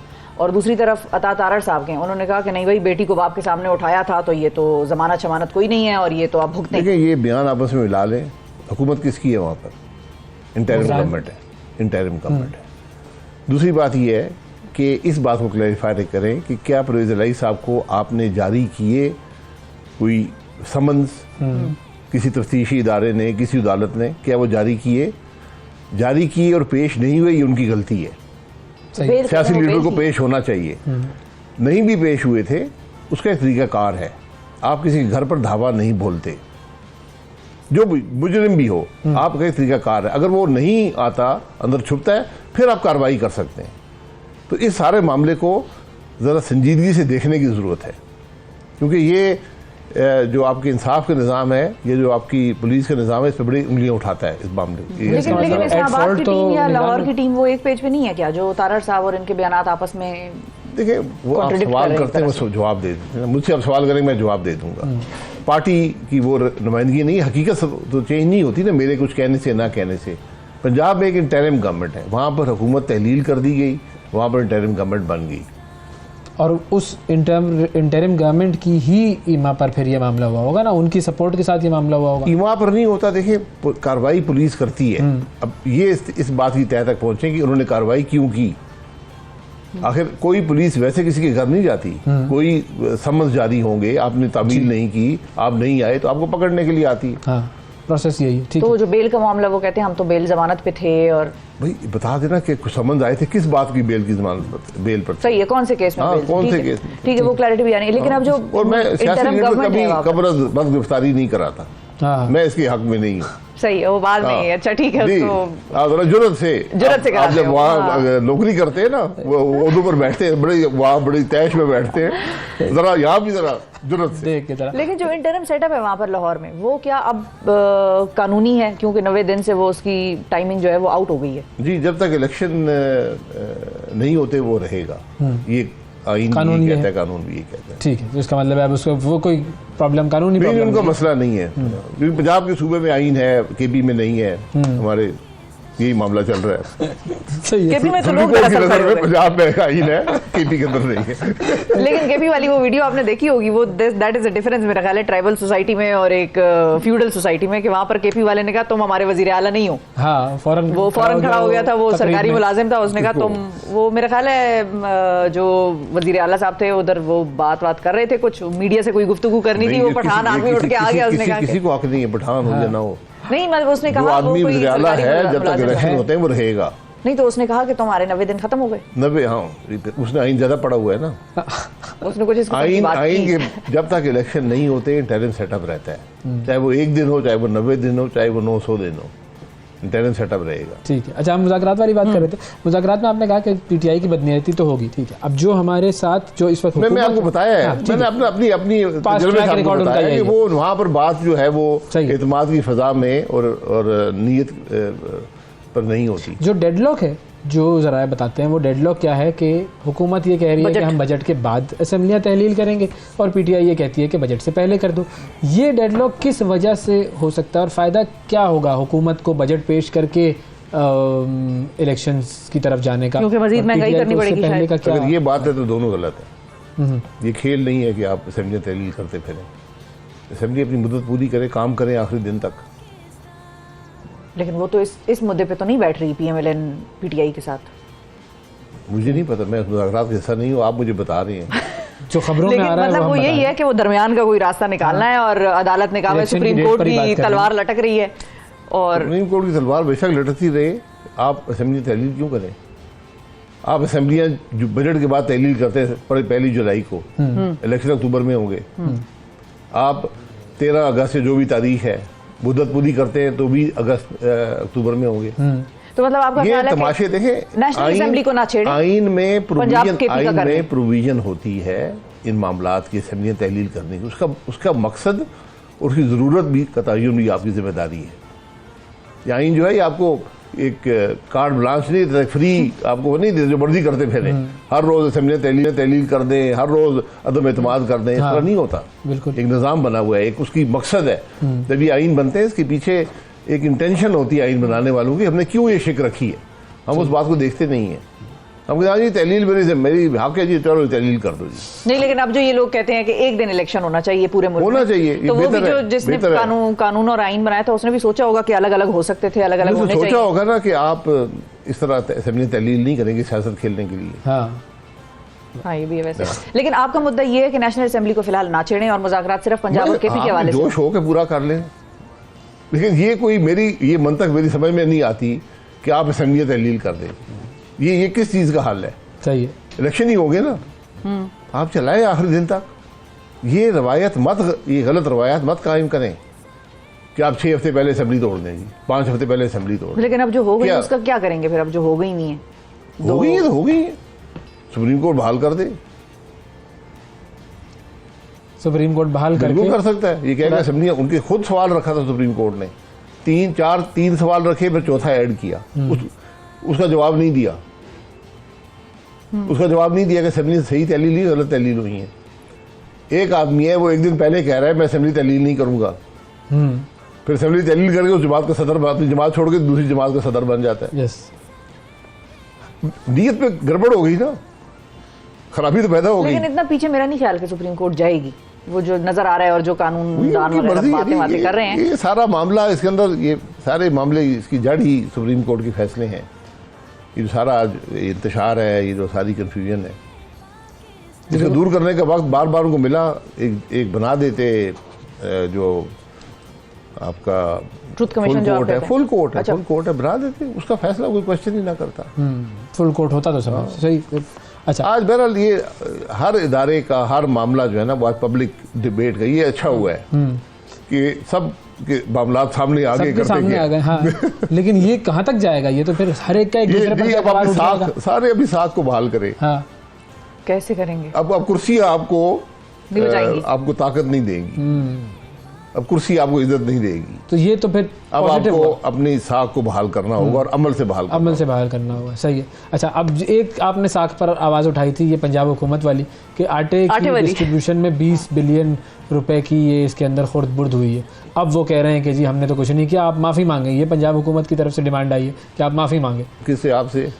शायद मोहसिन खान नकवी अब्बासी साहब साहब माफ़ी मांगे। 2000 सेकंड का मेरी तकरीर थी, 2000 सेकंड से कुछ ऊपर। आपने 31 सेकंड देखे हैं। मैंने कभी पंजाब हुकूमत का नाम नहीं लिया, अच्छा, मैंने किसी शख्स का नाम नहीं लिया, मैं निज़ाम की बात कर रहा था। हाँ, निज़ाम की मैं बात आई, ब्यूरोक्रेसी की बिल्कुल। बात कर रहा था। उस कॉन्टेक्स्ट में मैंने कहा कि ये आटे का मामला हुआ है, इसके अंदर 20 अरब की कम से कम चोरी हुई है।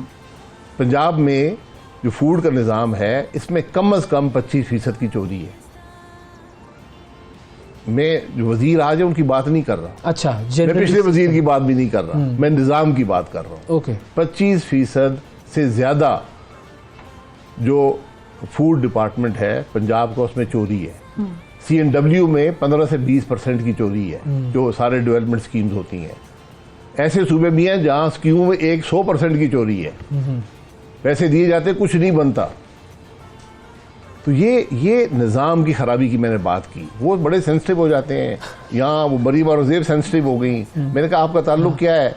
अगर मैंने नाम भी नहीं लिया पंजाब गवर्नमेंट का, मैंने कहा जी आटे की स्कीम, आटे की स्कीम वज़ीर-ए-आज़म साहब ने नेक नीयती से रमज़ान में जो गरीब तरीन लोग हैं उनकी मदद के लिए उन्होंने 84 अरब रुपया दिया।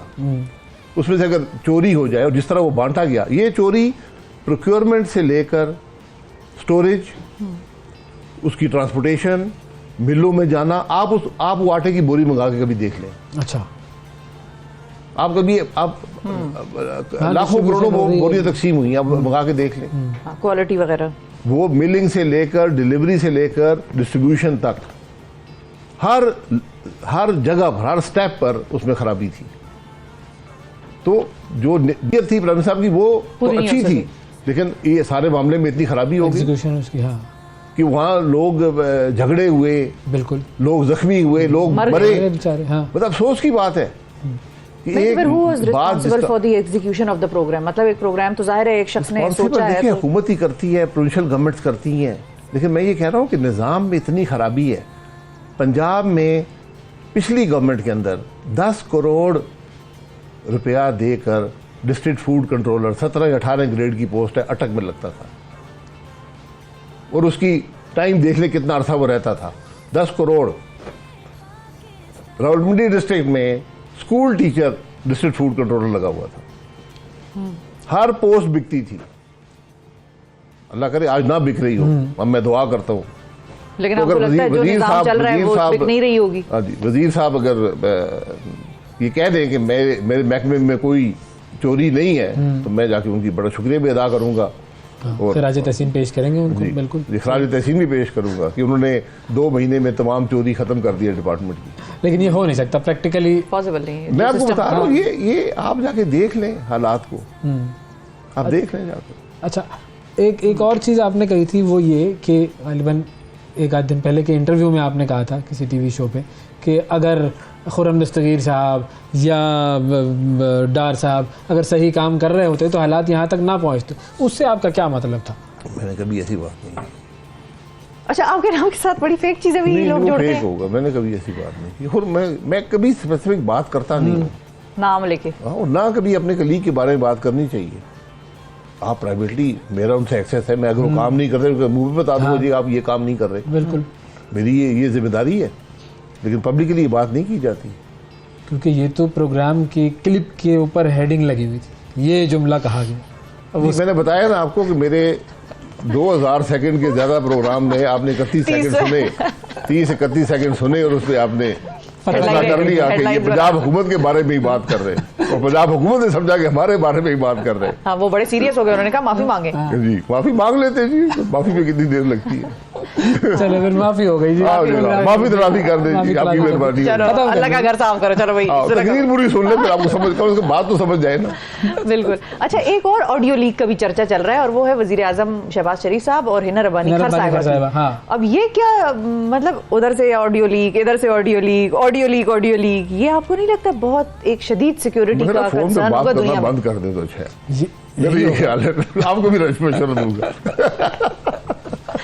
ना एंकर बात करें, आप कभी मंगल वाला साहब से फोन में बात मत करें, वरना ऑडियो लीक आ जाएगी। बिल्कुल, आप तो टीवी में एक दूसरे से बात कर सकते हैं, यही कर लिया करें।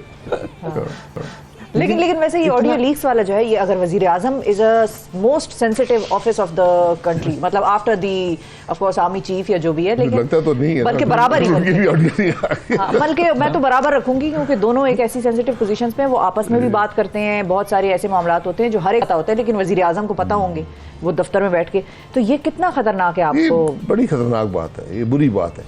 ये आपके पूरा जो निज़ाम है उस पर बहुत से सवाल उठाती है। हम क्या हुकूमत बन गए हैं, हम क्या मुल्क बन गए हैं, हमें क्या हो गया है, ये सवालात उठते हैं इस सारे मामले में। आप जब वजीर आजम से तो आपको ऑफिस डीबग वगैरह कराते थे आप? मैंने कभी नहीं कराया। क्यों, आपकी सेंसिटिव बात नहीं होती? मेरे पास कहने की नहीं थी जो नहीं सर, आप वजीर आजम थे। वजीर आजम कोई खुफिया तो नहीं होता ना, अवाम के सामने होता है। वजीर आजम का हर काम अवाम के सामने होता है, काबीना भी, कमेटीज भी। लेकिन आपको कभी वैसे ये टेंशन हुई कि मैं लैंडलाइन से किसी से बात करूं, जरा सेंसिटिव बात हो रही है या कुछ हो रही है, तो आपने किसी को? जहाँ मुल्की मामलात होते हैं वहाँ पर तरीके होते हैं बात करने के, सिक्योर लाइंस।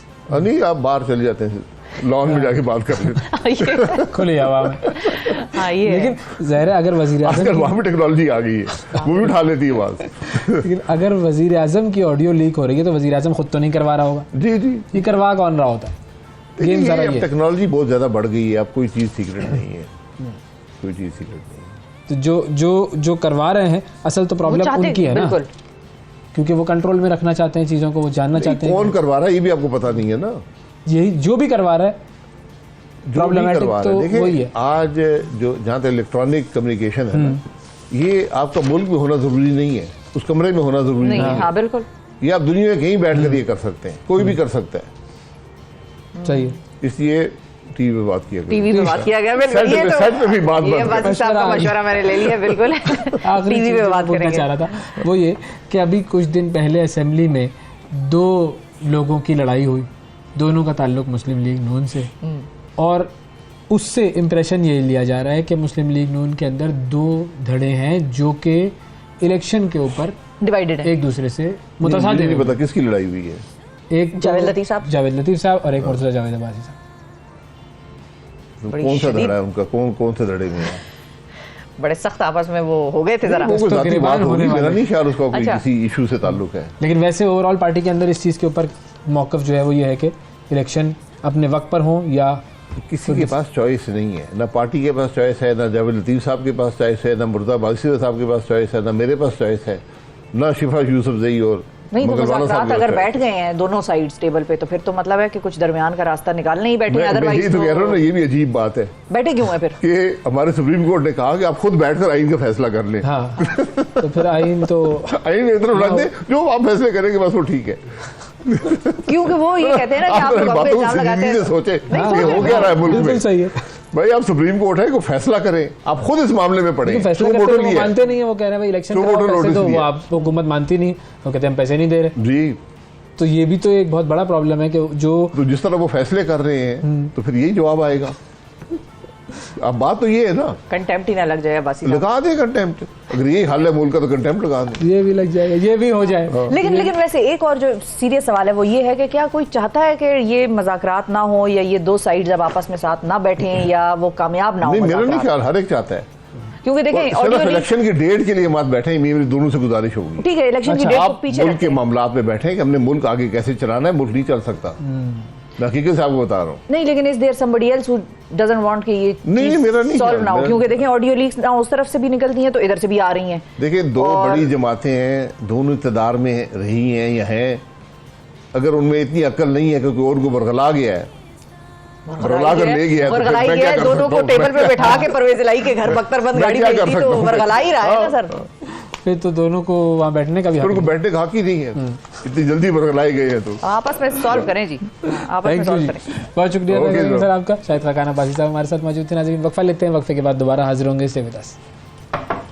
सुबह सवेरे पाकिस्तान, सुबह सवेरे पाकिस्तान, सुबह सवेरे पाकिस्तान।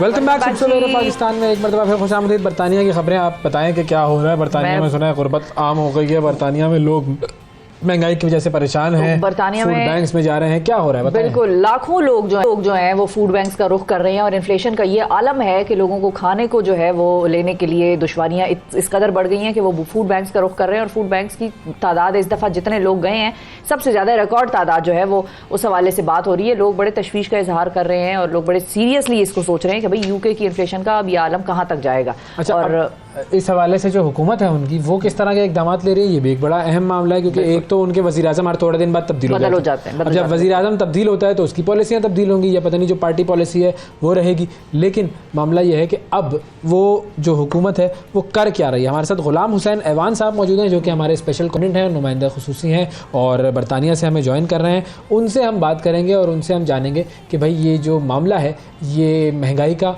और लोगों के फूड बैंक्स में जाने का ये मामला क्या है। जी ग़ुलाम हुसैन ऐवान साहब, अस्सलाम वालेकुम सर, बहुत शुक्रिया आपने प्रोग्राम के लिए वक्त निकाला। और अगर थोड़ा सा हमें बता सकें कि लाखों लोग जो हैं वो बरतानिया में फूड बैंक्स की तरफ जा रहे हैं, कई लाख लोग, ये जो फिगर्स हैं कि 7 लाख के करीब लोग जो हैं वो फूड बैंक्स गए हैं, क्या ये दुरुस्त फिगर्स हैं? बिल्कुल दुरुस्त खबर है और ये पहली दफ़ा हुआ है कि जो तरक्की याफ्ता जो मुल्क है लाइक बरतानिया, यहाँ पर रहने वाले भी जो है वो महंगाई के हाथों इतने ज़्यादा परेशान हैं कि उन्हें भी जो है वो फूड बैंक का रुख इख्तियार करना पड़ रहा है।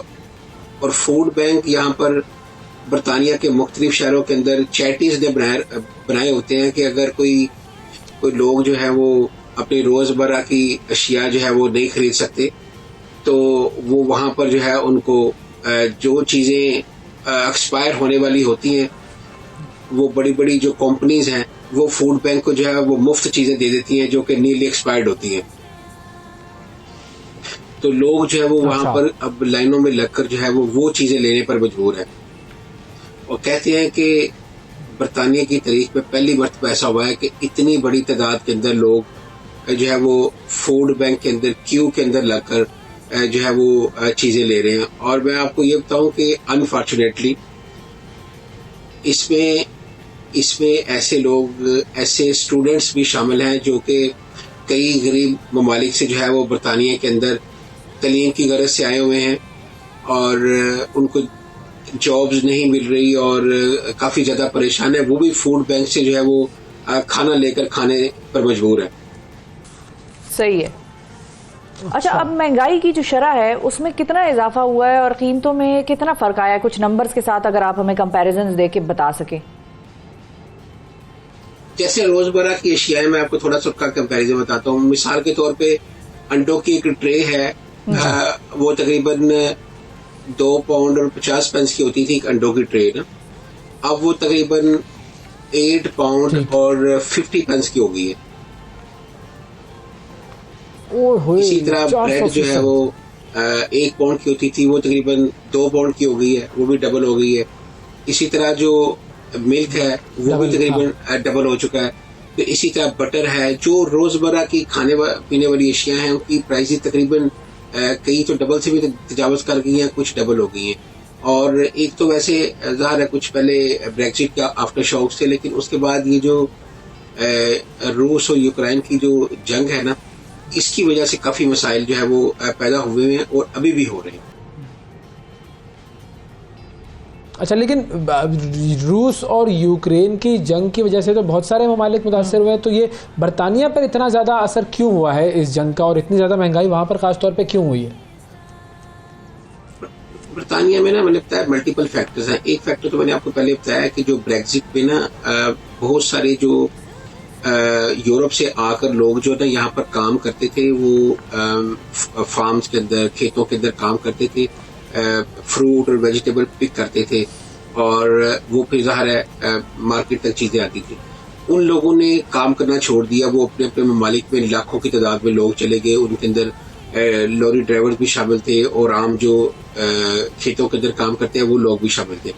अब उसके बाद जो है वो खेतों के अंदर जो है वो फल और सब्जियां बन तो रही, यानी कि तैयार तो हो रही हैं, लेकिन उनको मार्केट तक लाने वाला कोई नहीं है, ना ड्राइवर्स हैं और ना वहां से कोई पिक करने वाला है।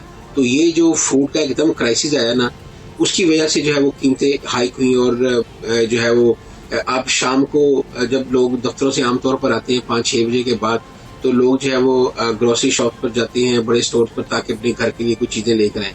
लेकिन जब वो वहां पर जाते हैं 1 घंटा लेट, तो वहां पर शेल्फें उनको खाली मिलती हैं, क्योंकि जो है वो बड़ा लिमिटेड जो है वो सब्जियां और फल और ताज़ा चीजें हैं, बड़ा लिमिटेड तादाद के अंदर जो है वो शेल्फों तक पहुंचता था, क्योंकि वहां पर जो है वो लोग ही नहीं है काम करने वाले जो कि वहां पर जो है वो पिक करके जो है वो दें। फिर लॉरी ड्राइवर की शॉर्टेज थी, वहां से भी सामान नहीं आता था, तो उस दौरान जो है वो ये कीमतें बढ़ना शुरू हुई। और उसके बाद जो अशिया जो है वो यूरोप से आती थी, और उसके अंदर भी जो है वो मसाइल आना शुरू हुए ब्रेक्जिट की वजह से। और उसके बाद ये जब रूस और यूक्रेन का मसला हुआ, ये सबसे बड़ा एनर्जी क्राइसिस इसकी वजह से हुआ कि जो बंदा जिसका घर का बिल जो है वो पहले महीने का लेट से 200 पाउंड था, उसका जो है वो 350 और 400 पाउंड तक उसका जो है वो घर का बिल चला गया।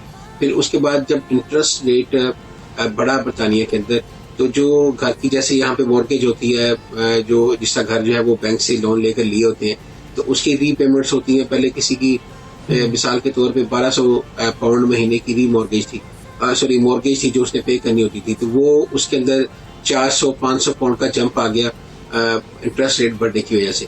तो फिर ज़ाहिर है अगर जो तनख्वाहदार तबका है उसकी लिमिटेड तनख्वाह है, तो जब उसके अंदर जो है वो इस तरह जो है वो इजाफा होना शुरू हो गया मॉर्गेज के अंदर, एनर्जी बिल्स के अंदर, तो फिर जो है वो उसकी मुश्किलात के अंदर जो है इजाफा होना है। यहाँ पर ये चीजें भी रिपोर्ट हो रही हैं कि बहुत सारे जो मतवसत घराने के लोग हैं, उन्होंने शायद एक वक्त का खाना भी खाना छोड़ दिया है।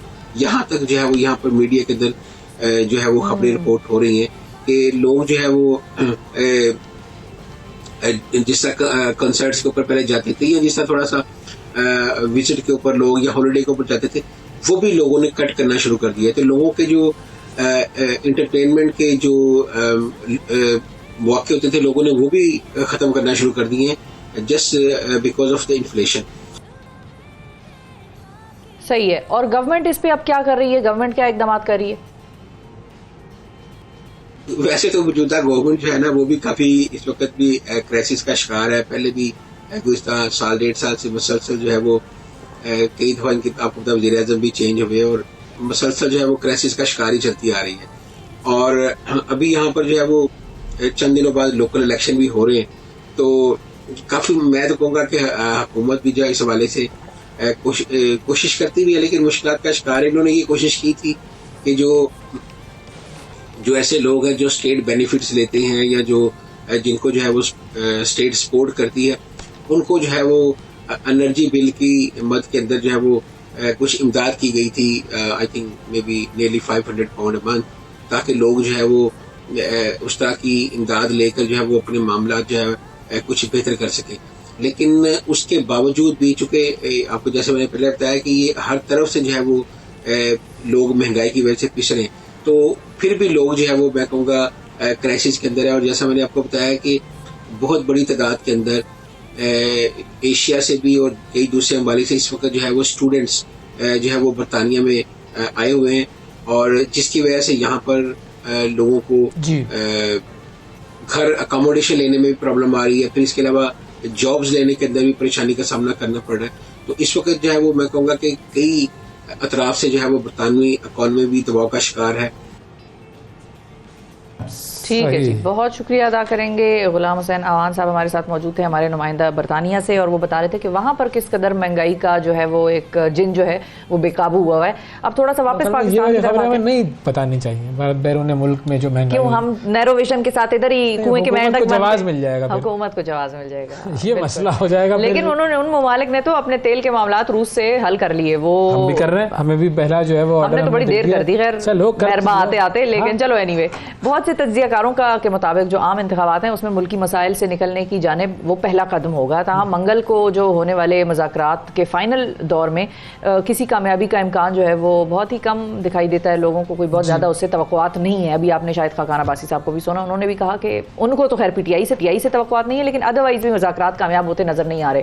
हुकूमत बजट पेश करने के ऊपर अड़ी हुई है, दूसरी तरफ तहरीक इंसाफ जो है वो कहती है कि आप बजट से पहले असेंबलियां तहलील करने का, बिल्कुल। तो अब ये चीज कहां पर जाएगी, और क्या कोई और है जो ये चाहता है कि मुज़ाकरात कामयाब ना हो, और जो भी हालिया दिनों में वाकयात हुए उनके बाद और पर है कुछ आज, क्योंकि देखें हुकूमत it is looking bad on the government. एक तरफ गवर्नमेंट जो है वो चीजें मार मार कर कह रही है हमारा कोई ताल्लुक नहीं था परवेज इलाही के घर पे हमले से, और दूसरी तरफ तहरीक इंसाफ जो है वो कहती है कि भाई आपके साथ हम टेबल पे बैठे हैं, आप कैसे हम पे हमले कर रहे हैं, हमारे लोगों को पकड़ रहे हैं। हुकूमत कहती है छोड़ो इनके लोगों को, छोड़ो। शेरशाह को पकड़ा, शेरशाह जो कि इमरान खान साहब की बहन के बेटे हैं, यहाँ पर वो गिरफ्तार हुए, उन्होंने कहा हुकूमत ने छोड़ दो इनके लोगों को। हुकूमत एक तरफ लोगों को छुड़वा रही है, दूसरी तरफ अगर परवेज इलाही साहब के घर पर हमला हो रहा है, तीसरी तरफ दोनों की ऑडियो लीक्स जो है वो चल रही हैं, तवातर से आ रही हैं। तो ये लग नहीं रहा कि ये इन दोनों की कारिस्तानियां हैं, ये कोई और ही है जो इस किस्म की हरकतें जो है यहाँ पर हो रही हैं। लेकिन क्या पीटीआई को भी ऐसा लगता है जैसा कि मुझे या और लोगों को लग रहा है? इस पर हम बात करेंगे। हमारे साथ सिंध के सदर पाकिस्तान साहब के अली हैदर जैदी साहब मौजूद हैं, ये भी गिरफ्तार थे, ये भी बाहर आए हैं। Sir welcome to the show. जी अस्सलाम वालेकुम शिफा। वालेकुम सलाम सर, बहुत शुक्रिया आपने वक्त निकाला, and welcome back to the world. जी आपकी आवाज बिल्कुल क्लियर आ रही है। सबसे पहले तो आप तशरीफ ले आए वापस, हाँ अवाम में वापस मिल गए। कैसे रहे आपके दिन, जरा कुछ अहवाल तो सुनाए हमें। देखिए मेंटली प्रिपेयर्ड होना चाहिए। जो हालात हैं इस वक्त मेंटली तो प्रिपेयर्ड रहता है आदमी, लेकिन जिस तरह वो आए थे, जिस तरह वो लेके गए, मैंने उनसे पूछा जी वारंट दें, आप आए क्यों हैं? अच्छा वो आए भी ऐसे दाड़ दूड़ लाते मारते हुए दरवाज़ों को। मैंने उनसे पूछा आप मुझे वारंट दे दें, किस चीज़ पे आप गिरफ़्तार कर रहे हैं? तो उन्होंने चले तो एक वो था लाल रुमाल बांध के कोई सिविलियन, तो ज़्यादा वो he was being a little more aggressive, तो मैंने उसको धक्का दिया, वो बेचारा गिरी गया। एनीवेज तो खैर वारंट, फिर उन्होंने मुझे धक्का दिया तो वो कैमरे में ऐसे आए कि वो आगे से भी खींच रहे थे, पीछे से धक्का भी दे रहे थे। फिर फाइनली उनको अब वहाँ पे इतने वो पुलिस वाले ने एक गन भी अपनी क्लॉक चेम्बर में ऐसे कड़क कड़क आवाज़ आई, तो मैं समझा दिमाग में कि ये कोई गलती से चल ही ना जाए, बिकॉज यहाँ तो मैंने उनको कहा कि आपको लेके जाना है, मैं आपके साथ चलने को तैयार हूँ, हाथ छात ना लगाएं, आराम से चलें। But I have to tell you, इंसान को सच बोलना चाहिए। मेरे साथ उन्होंने कोई फिज़िकल बदतमीज़ी 7 दिन में था, 6 रातें फिज़िकल बदतमीज़ी नहीं की। ऑन द कॉन्ट्रेरी जो पुलिस वाले थे, सिंध पुलिस के जो पुलिस वाले थे, वो उनका सलूक जो था वो मैं उनमें से किसी एक को भी ज़िंदगी में आज से पहले नहीं मिला, या उस दिन से पहले नहीं मिला था। लेकिन अक्रॉस द बोर्ड वो APC में जब गए कोर्ट लेके जाते थे, थाने बदलते थे, क्योंकि 3-4 दफ़ा मुझे शिफ्ट किया उन्होंने। वो APC में पुलिस वाले सेल्फियाँ बनाते थे सारे के सारे। और ओवरऑल फ्रॉम जो भी पुलिस वाले से मेरा इंटरेक्शन हुआ, I have to tell you कि सिंध पुलिस ने कम अज़ कम मेरे साथ जिनका भी इंटरेक्शन हुआ, उन्होंने बहुत अच्छा ट्रीटमेंट किया। उन्होंने कहा कि जी हमें ये तक उन्होंने कहा कि हमें पता है कि ये कोई केस में कोई इट हैज़ नो लेग्स, यानी कि ये केस ही जाली झूठा है और इसमें कोई सर पैर है नहीं, तो आपको खामखा शिकार बनाया जा रहा है, डराया धमका जा रहा है। तो अभी ये सिंध हुकूमत का काम है, PDM गवर्नमेंट का काम है। यहाँ तो चले गवर्नमेंट है, पंजाब में क्या हो रहा है? वो केयर टेकर गवर्नमेंट APC लेके गवर्नमेंट का काम है, यही मैं पूछने लगी थी अभी आपसे कि क्या वाकई उन्हीं का काम है? क्योंकि वो तो खुद बेचारे मारे मारे फिर रहे हैं। अब तो उनके वजीर आजम की फॉरेन मिनिस्टर जो मुमलिकत है, वजीर मुमलिकत हिना रब्बानी, उनके साथ ऑडियो लीक्स आ रही हैं। तो वाकई क्या आपको लगता है उन्हीं का काम है ये? वो ये कौन सी ऑडियो लीक है, मुझे नहीं पता कि कौन ऑडियो लीक। देखिए मैं आपको एक बात बताऊं, वैसे ये जो वो सर ये आज की ताज़ा तरीन खबर है ये जी अच्छा मैं ऐसी वैसे मेरे पास टाइम नहीं होता ये सारी बिल्कुल ऑडियो लीक्स, और ये टीवी पे अगर आ गई तो देख लेते, बट इट्स एब्सोल्युटली रबिश। वो यू नो ये किसी की, ये हमारे ज़माने में भी होता रहा है, बट ये बहुत ही पथेटिक है। आपको पता है वहाँ अमेरिका के अंदर इस काम की वजह से एक निक्सन की हुकूमत गिर गई थी, ये टू रिज़ाइन, और उसके बाद से वहाँ एक लॉ बना कि आपको किसी जज के साथ यू नो आपको एक जुडिशल परमिशन चाहिए किसी का भी फ़ोन टैप करने के लिए। तो वो उन मुल्कों में जहाँ पे टेक्नोलॉजी हमसे बहुत आगे, जहाँ से ये टेक्नोलॉजी ख़रीदते हैं, तो ये बड़ी घटिया हरकत होती है लोगों की प्राइवेट लाइफ में घुस के और ये हरकतें करना। बट अभी हमारे मुल्क में इस वक्त कानून तो है कोई नहीं, ना कोई आइन फॉलो कर रहा है, ना कोई कॉन्स्टिट्यूशन है, कोई जो जिसकी लाठी उसकी भैंस, बल्कि सारी भैंसें उसी की हैं। अब बड़े मज़े की बात है कि वो मैंने सुना है कि एक फेडरल मिनिस्टर भी रहते हैं चौधरी परवेज लाई वाले घर में, वही गेट इस्तेमाल करते हैं, चौधरी शुजात के फर्जंद जो है वो भी घर पे मौजूद थे, और वो एक आज तक उनके किसी फेलो फेडरल मिनिस्टर कॉलीग का कोई मजम्मती बयान भी नहीं आया, और वो कह रहे हैं कि मैंने प्राइम मिनिस्टर से पूछा, प्राइम मिनिस्टर पता है मुझे तो पता ही नहीं किसने किया है। तो यार ये किस तरह, कौन कर रहा? अमेरिका से आए थे लोग करने, हिंदुस्तानी पुलिस थी, कौन से लोग, ये क्या मतलब है, ये किस तरह का अच्छा, लेकिन अभी जो आपने फोन टैपिंग की बात की कि भाई बुरी बात है, नहीं होनी चाहिए, अमेरिका में हुकूमत गिर गई फ़ोन टैपिंग की वजह से। खान साहब भी पहले फ़ोन टैपिंग के हक में ही थे, वो कहते थे बिल्कुल सही है जी, होना चाहिए फ़ोन टैपिंग, तो इतने बड़े ओहदे पर बैठा हुआ है ISI वाले, अगर आप करने चाहिए उनके, मतलब जब ये तो अगर आप नहीं उन्होंने ये कहा कि मुझे पता है मेरा फ़ोन भी टैप होता है, कई दफ़ा कहा, और उन्होंने ये भी कहा करने में कोई छुपा तो नहीं रहा हूँ, लेकिन अगर आपके पास कोई लेजिटिमेट सही है यानी कि आपके पास कोई एविडेंस है कि कोई दहशतगर्दी होने वाली है, जानी माली नुकसान हो जाएगा, उसके बाद आप ये काम करते हैं। ये पॉलिटिशियंस के फ़ोन टैप कर रहे हैं, बिजनेसमैन के फ़ोन टैप कर रहे हैं, टीवी ये सबके टैप करके फिर उनको, ये क्या मतलब है, क्या वो जाली फेक वीडियोस, फेक ऑडियोज ये बना के, यानी कि ये कुछ अब इस मामला बिल्कुल ही अलग है, बिल्कुल ही अलग है। 10 साल 15 साल के बना लेते हैं, इसमें कोई तरीका है ये, इस तरह कोई रहता है? यस, तो हम कोई गस्टापो यानी कि हम किधर चले गए? वैसे आप हाँ को टीवी जो प्रोग्राम आता है, नहीं वो कंडेमेबल है, बिल्कुल जो आप बात कर रहे हैं वो उस पर तो कोई दो राय नहीं है, वो तो बिल्कुल सिटीजन्स की प्राइवेट लाइफ में इंट्रूड करने वाली मामला है, उसको तो सब कंडेम करना चाहिए और करते भी हैं। मज़ाकरात के हवाले से आपको क्या लगता है, मज़ाकरात कामयाब होंगे या जो ट्रस्ट डेफिसिट है वो नहीं होने देगा? एक टीवी पे प्रोग्राम भी आता है ना मुज़ाकरात, एक कोई कॉमेडी प्रोग्राम भी है टीवी पे, वो मजाक है, मज़ाकरात। अच्छा, मैं ऐसी मैं वो पूछना चाहता था, क्लैरिटी आ जाए आप किसके ऊपर बात कर रहे हैं, मज़ाकरात की बात। इधर आप घरों में घुस के डायलॉग पे बात कर रहे हैं, but if you take it as a joke तो वो अलग बात है फिर। नहीं मैं तो पूछ रहा था क्लैरिटी के लिए, सुबह आपका शो है, थोड़ा सा आप तो क्लैरिटी भी होनी चाहिए ना इंसान को, खामा में कुछ और बात कर लूँ और आप लोग कहीं और हो। वैसे आपको लगता है वो मज़ाकरात जो है मजाक ही हो रहा है वो वाला? देखें जो ये परवेज इलाही साहब के घर पे अटैक हुआ, जिस तरह अली अमीन गंडापुर केस FIR डिस्चार्ज होने के बाद दूसरी फेक FIR के ऊपर बेल होने के बाद भी सिंध में सक्खर की जेल में बैठे हुए, और हमारे लोगों के ऊपर ये जो जिस तरह के प्रेशर है और उठा रहे अबडक्शन, और जो खान साहब पे परवेज इलाही साहब के घर पे हुआ रेप्लिका था ना, वो पहले खान साहब के घर पे क्रेन लेके गए थे या APC लेके गए। अगर ये इस तरह की हरकतें कर रहे हैं एक तरफ और मुज़ाकरात कर रहे हैं एक तरफ, और उनके बयान देखें ना, वो एक उनका सियालकोट वाला मिनिस्टर है जो मिनिस्टर ऑफ डिफेंस है, यानी कि इस मुल्क में अलमिया ये है कि ख्वाजा आसिफ जिसको जो आपका मिनिस्टर ऑफ डिफेंस है वो सबसे बड़ा प्रॉब्लम होना चाहिए सिक्योरिटी, स्टेट की सिक्योरिटी के लिए वो प्रॉब्लम है, वो इंसान, वो आपका मिनिस्टर ऑफ डिफेंस है, वो क्यों प्रॉब्लम है उसके ऊपर एक अलग प्रोग्राम कर लें। लेकिन ये भी मुमलिकत खुदादात है, यहाँ पे इस तरह के मोजज़े होते रहते हैं। यानी गुटका किंग आपका कराची में जो शख्स गुटका किंग के नाम से मशहूर है, गुटका नहीं होता जो बैन है जो खाते हैं, वो गुटका किंग के नाम से मशहूर है, वो आपको उसने रिप्लेस किया फैसल सुल्तान को as your health minister. Rana Sanaullah आपका इंटीरियर मिनिस्टर है। या अल्लाह तेरी शान। राना सनाउल्लाह जिसके हम अपनी पार्टी वाले कहते हैं कि कातिल है, जो पता नहीं किस किस केसों में मुलव्वस है, मॉडल टाउन और फला, एक जर्नैल टीवी के ऊपर बैठ के कहता था कि इसकी गाड़ी के 10 हीरोइन निकली। General sitting in uniform, major general साहब कहते थे जो इसमें ANF के, कि उन्होंने खुद पकड़ाया और उनकी गाड़ी में। आज आपका वो इंटीरियर मिनिस्टर है।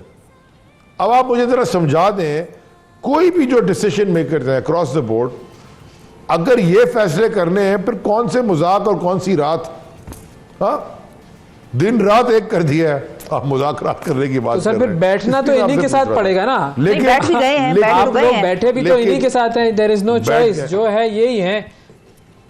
देखें हम कानून और आइन को फॉलो करने वाले सुप्रीम कोर्ट के हर अहकाम को मानते हैं, हर अहकाम सब पे हमने अमल किया। आप मुझे बताएं कि यही 3 जजेस जिन्होंने 14 मई का फैसला किया था, ये 3 जजेस उस बेंच पे भी थे जिन्होंने कासिम सूरी के रूलिंग को ठीक इलीगल करार दिया था। हमने माना, हम आगे बात। लेकिन आप मुझे बताएं कि हमने तो कोई जजेस का आज तक नाम भी नहीं लिया। हमने कहा जी सुप्रीम कोर्ट का फैसला, अस्सलाम वालेकुम, आगे बढ़ो। कहीं तो आपने ब्रेक लगाना है ना, कि नहीं लगाना? अबे अब अगर मुज़ाकरात में ब्रेक लग जाता है और डेडलॉक आ जाता है, कुछ नहीं होता मुज़ाकरात का रिजल्ट, तो फिर आप लोग क्या करेंगे? सड़कों पर आ जाएंगे? ये प्लान है आजकल। देखिए ना, लेट्स नॉट प्रिडिक्ट, और अगर प्रिडिक्ट कर ही रहे हैं आप तो कोई पॉजिटिव चीज की सोच के प्रिडिक्ट कर लें, फिर कल देखेंगे क्या होता है। परसों आपके शो में फिर बैठ जाऊंगा आके, वैसे भी आजकल मुझे तो सामने जो चीज नजर आ रही है सही है, ठीक है। नहीं सर, अल्लाह अकबर, वो दरअसल आप अंदर थे ना, अंदर से कैसे करते प्रोग्राम, अब निकले आप तो आपको बुला लिया हमने। लेकिन मेरी तो कंफ्यूजन सिर्फ ये है कि एक तरफ खान साहब कहते हैं कि बजट से पहले असेंबलियां तहलील करो, हुकूमत कहती है बजट के बाद असेंबलियां तहलील करो, तो डेडलॉक तो आ ही गया है।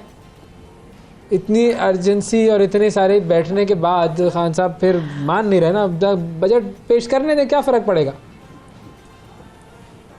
खान साहब नहीं मान रहे, अरे ये सुप्रीम कोर्ट के अहकामात नहीं मान रहे, आप कह रहे खान साहब नहीं मान रहे। लेकिन सुप्रीम कोर्ट ने कहा 14 मई को इलेक्शन कराओ, पंजाब में पैसे, स्टेट बैंकों का पैसे रिलीज करो, वो सुप्रीम कोर्ट को नहीं मान रहे, आइन की धज्जियां उधेड़ रहे हैं। आइन क्या कहता है वो आपको पता है, और आप कह रहे खान साहब नहीं मान रहे। ये तो नेगोशिएशन हो रही है ना अभी अंदर कमरे में, क्या हो रहा है।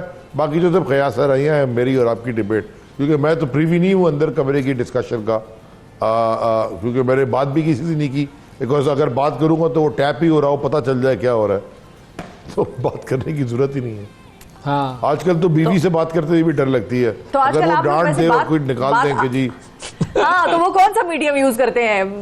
इन पर्सन आप फिर बेगम से गुफ्तगू आंखों में करते हैं। मैं आंखों में करते हैं, आवाज नहीं निकालते। हाँ, बस देखिए डूबिएगा मत, अभी पार्टी आप पे डिपेंड करती है सिंध के हवाले से, तो आंखों में बस डूबिएगा मत, अभी इंतजार कीजिएगा उसके लिए। अभी मैं किसी की आंखों में, इंशाल्लाह, वो एक शेर है, तुम समंदर की बात करते हो, लोग आंखों में डूब जाते हैं, वाह वाह, लेकिन मैं कहीं डूबने वाले की कोई इंशाल्लाह फिक्र में नहीं रहे आप। लेकिन आपको मैं ये बता रहा हूँ कि आजकल जो है ना, ये टीवी शो भी अब थोड़ी देर में आंखों में होंगे, क्योंकि टैप हो रहे होंगे ये भी। कमाल है वैसे, ये कमाल है वैसे, हद है वैसे। अभी you have to look at the light side of things too, otherwise तो आप डिप्रेशन में पागल हो जाए। ऐसे ही होना अगर रियलिटी को देखता रहे। ऑफ कोर्स बिल्कुल बिल्कुल जरूरी है कि हम अपने आप को थोड़ा सा इजी कर लें, और इजी ले लो भाइयों बहनों बुजुर्गों दोस्तों, जो भी टीवी देख रहा है इस वक्त इजी ले लो। वाकई अली जदी साहब का मशवरा सही है, आंखों में हम प्रोग्राम करेंगे। Thank you sir, thank you, बहुत शुक्रिया। नाज़रीन, आज के प्रोग्राम में इतना ही, आपसे अगले प्रोग्राम में फिर मुलाकात करेंगे, उस वक्त तक के लिए आंखों में इजाजत दीजिए, अल्लाह हाफिज।